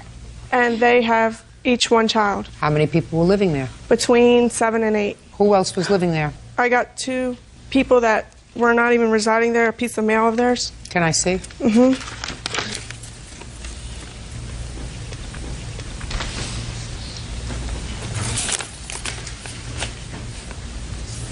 Who's Brandon? My cousin. He did not live there. He stayed there occasionally during the week because Christina works 3rd shift, and he tended the kids. I did pay him. Where did he live otherwise? He lived with his father. Was Joseph? My husband. Some of my utilities were in his name. My husband and I have been separated for almost a year. Okay, now tell me about the furniture. We did have a verbal agreement about the living room set. If she purchased the home, it would be added in with the cost of the house. However, she didn't buy the house, so the furniture didn't come with the house. And I did try to call her. Go ahead. Let's deal with the living room furniture first. Okay. When we discussed the house, she said to me, you can have my washer and dryer, you can have my living room set, you can have the bedroom set if you pay the last $150 to Color Time where she was renting her bedroom set from. I said, I have an antique set, I don't want the bedroom set, but I will take the living room set because mine is used. The living room set was stained with marker. One of her children must have wrote on it. Her husband works on cars. There's massive grease marks on the one where he must have sat regularly, which I have all pictures to show. She gave me the living room set. She never said if you purchase the home or if we don't come back, because when she actually on September 10th asked me to move out, she told me it was because her grandmother threw her out of the house that she was staying in South Carolina. I do not use drugs, and I'm Can I see a picture of this living room set that she wants back? Of just the living room set in question? Mm-hmm. Because I did bring pictures of my old living room set just to show you why I would switch.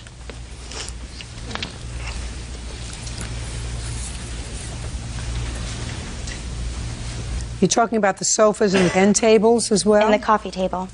And I did attempt to take pictures of the markings. Well, when I left, there might have been a little bit of like grease stains, but there was no marker on my living room set. It was only... When did you purchase it? February of 2 years ago. You have a receipt for it? Mm-hmm. Can I see it, please? And who lived in the house with you? My husband and my 2 children. How old are your children? 1 and 2. This doesn't tell me when you purchased it. Take that, please, return that to her. I don't know what this furniture looked like when you left, but certainly a month later, it looks pretty used and pretty abused to me. And when you have 2 young children, that's what furniture like this looks like. Certainly not worth much. You'd have to pay somebody to take it out. You would. You'd have to pay somebody to take out these 2 sofas. What's next? What about the bedroom's furniture? I purchased that, and I actually have the original bill. And when I got into my house in late September, I came to clean it up and stuff. The bed was set up, but it was sliced. The bed was set up in the basement like someone had been sleeping there. So what are you talking about, just the mattress? The mattress and the headboard was damaged, and I have pictures of that. Who slept on the mattress? When we lived there, me and my husband. When I lived there, no one. I had my own set. Fine. Did you slice the mattress? I did not. I also have a letter from Color Time saying that they repossessed her bedroom furniture that she left in the basement. We're not talking about that. We're talking about the mattress. Oh. And they took the dressers, by the way, because I had asked them to take the dressers. We're not talking about a whole bunch of money. I mean, we're certainly not talking about $3,500. Maybe we're talking about $100. I'm just trying to figure out why we're all here. I'd like to make a statement on that. Go ahead. Judge Judy, because I feel that we're here for the same reason that Jessica, the only time she ever interacts with me is when there's trouble to be made. When she needs something, she'll call me. When she needs a babysitter, she'll call me. I actually paid money to find her because I wanted to know my sister. And the only thing that's coming out of this, no matter how you look at it, is a destroyed relationship. That's unfortunate. When did she tell you to move? September 10th. And when did you move? She gave me until September 28th when she started calling the law and having her stepfather threaten to put me out the quote-unquote old-fashioned way. Did anything happen September 10th that precipitated this? No. I basically had coming back to Pennsylvania. My grandma has, her name's on the house also, so she had a decision to make, and she made that. That doesn't give me an answer. That's a lot of double talk. You were coming back to live there, is that right? Yes. All right, so you were coming back to live there, so you told her to move? Yes, well, the drug usage was the reason why. No! There was no... No! Because if the drug usage was the reason why, you would have told her to move on August 24th or August 25th. You didn't. Or the 26th, 27th, 28th, 29th, 30th, 1st, 2nd, 3rd, 4th, 5th, 6th, 7th, 8th, and 9th. You told her to move on September 10th because you had to come back to your house. So stop making up excuses. You get it? Yes. And you had a responsibility to give her 30 days notice. You didn't do that. In that town, you only have to legally give 10 days. Because you're not allowed to legally rent without a renter's permit, and she didn't have one. Not nice. Okay. So you get nothing. Not even the $100 that maybe your mattress is worth if it was destroyed, and maybe your coffee tables were worth. Because what you did was the wrong thing. Because they're living there with, let's say, 4 people, including 2 children. Two children who by September 10th have started school, have settled in, and because you can't live where you were going to live and had to come home, you told them to move and gave them what I consider no notice. Not even the right thing to do to a stranger, but to do to somebody who's related to you? Outrageous. Judge Judy continues in a moment.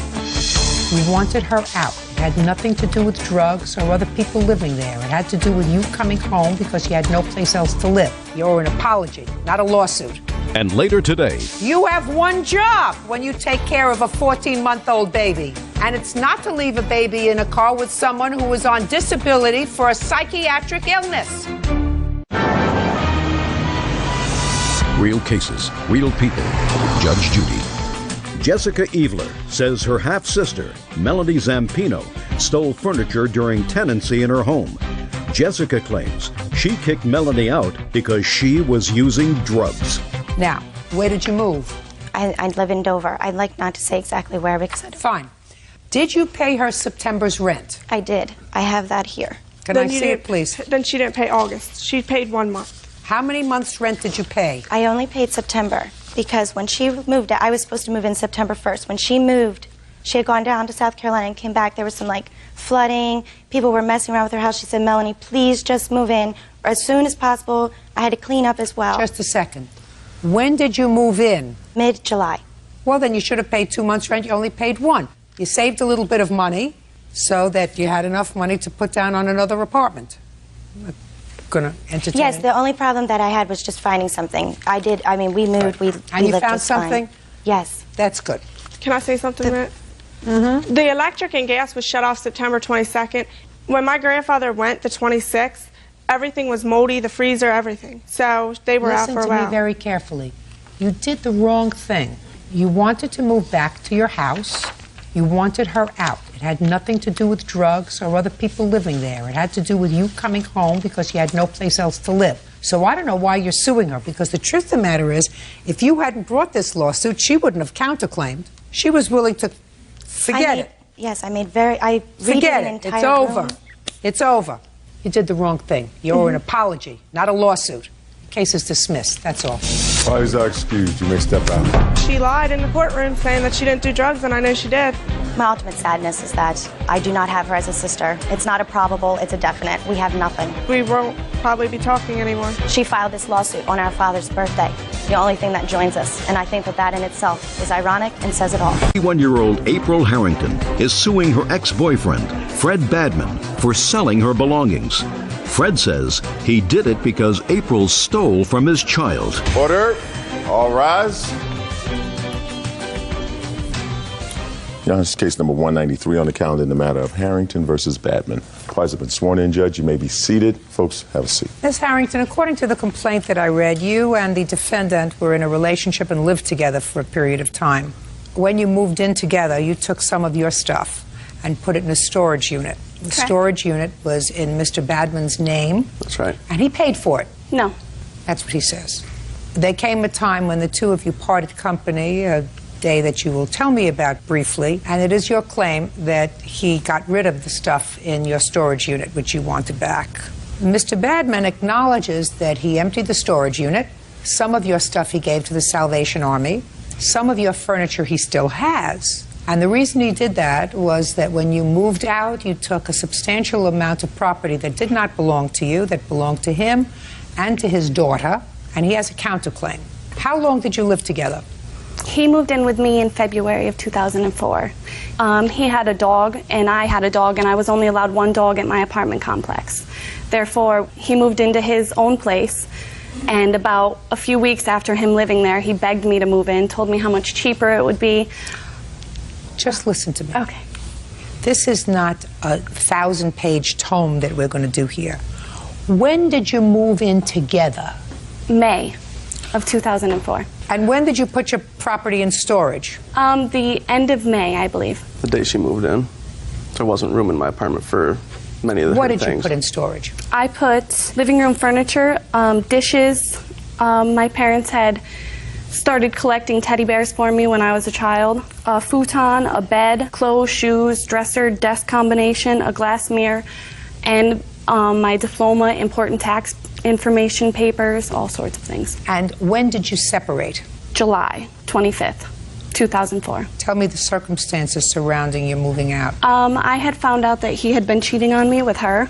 That is his baby's mother. We were going to court for custody of his child, me and him together, and I found out that he was cheating on me. I came home from work early, asked him, you know, why are you doing this? Can we please talk about this?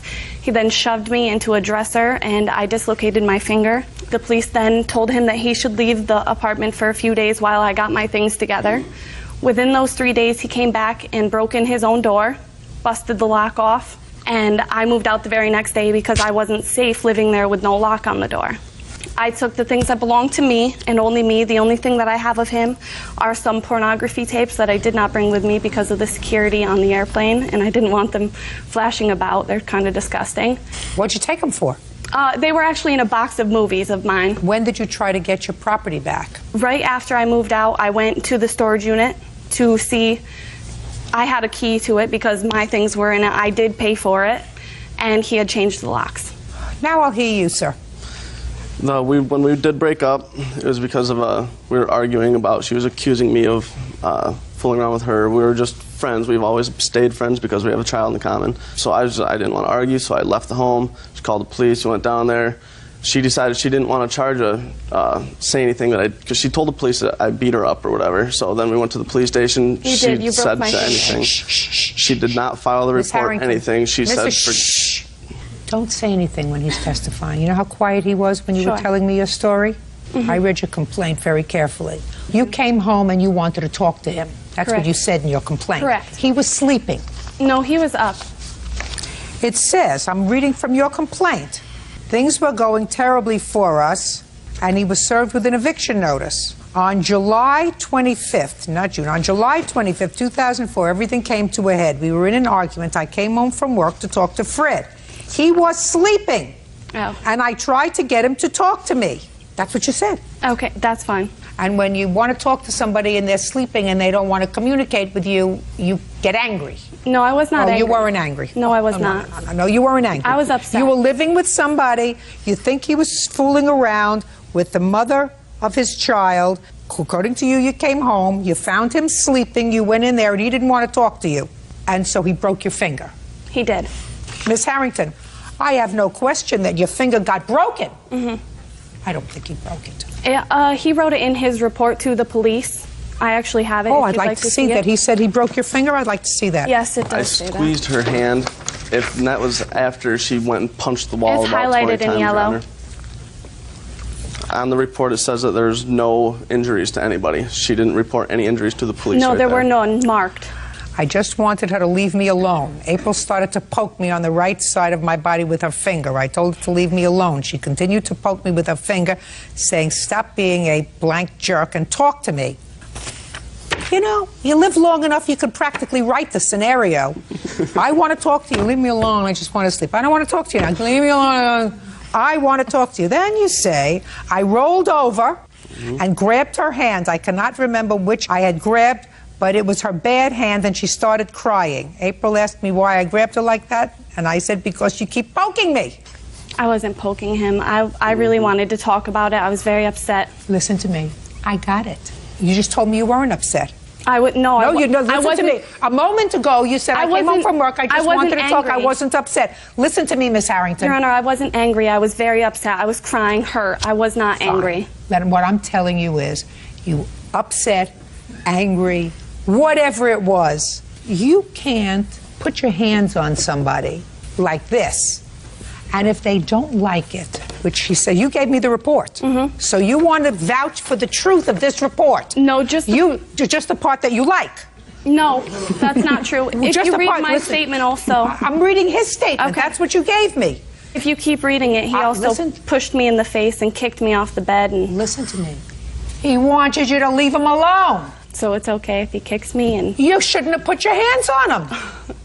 Miss Harrington, you put your hands on I wasn't somebody. hurting him. I was... Listen to me. You can't put your hands on somebody and continue to irritate them and expect them to do nothing. That's fine. Good. Judge Judy continues in a moment. He gave them to me willingly. No, I don't believe that. Madam, you just said to me, that's a fib. Fib. because you just said to me I took him out of spite. And later today, What else did you do with the car? I let April drive it. And April wrecked the car. Yes. You don't mind my yelling at him, do you? No, ma'am. Yes! real cases, real people. Judge Judy. April Harrington says former live-in boyfriend Fred Badman sold her belongings after she moved out. Fred is countersuing, claiming April also stole from him. What property of hers did you give away to the Salvation Army? Things I gave away of hers, I went and retrieved all the stuff from the storage unit because I didn't want to pay What anymore month on did it. you do that? February 05, ma'am.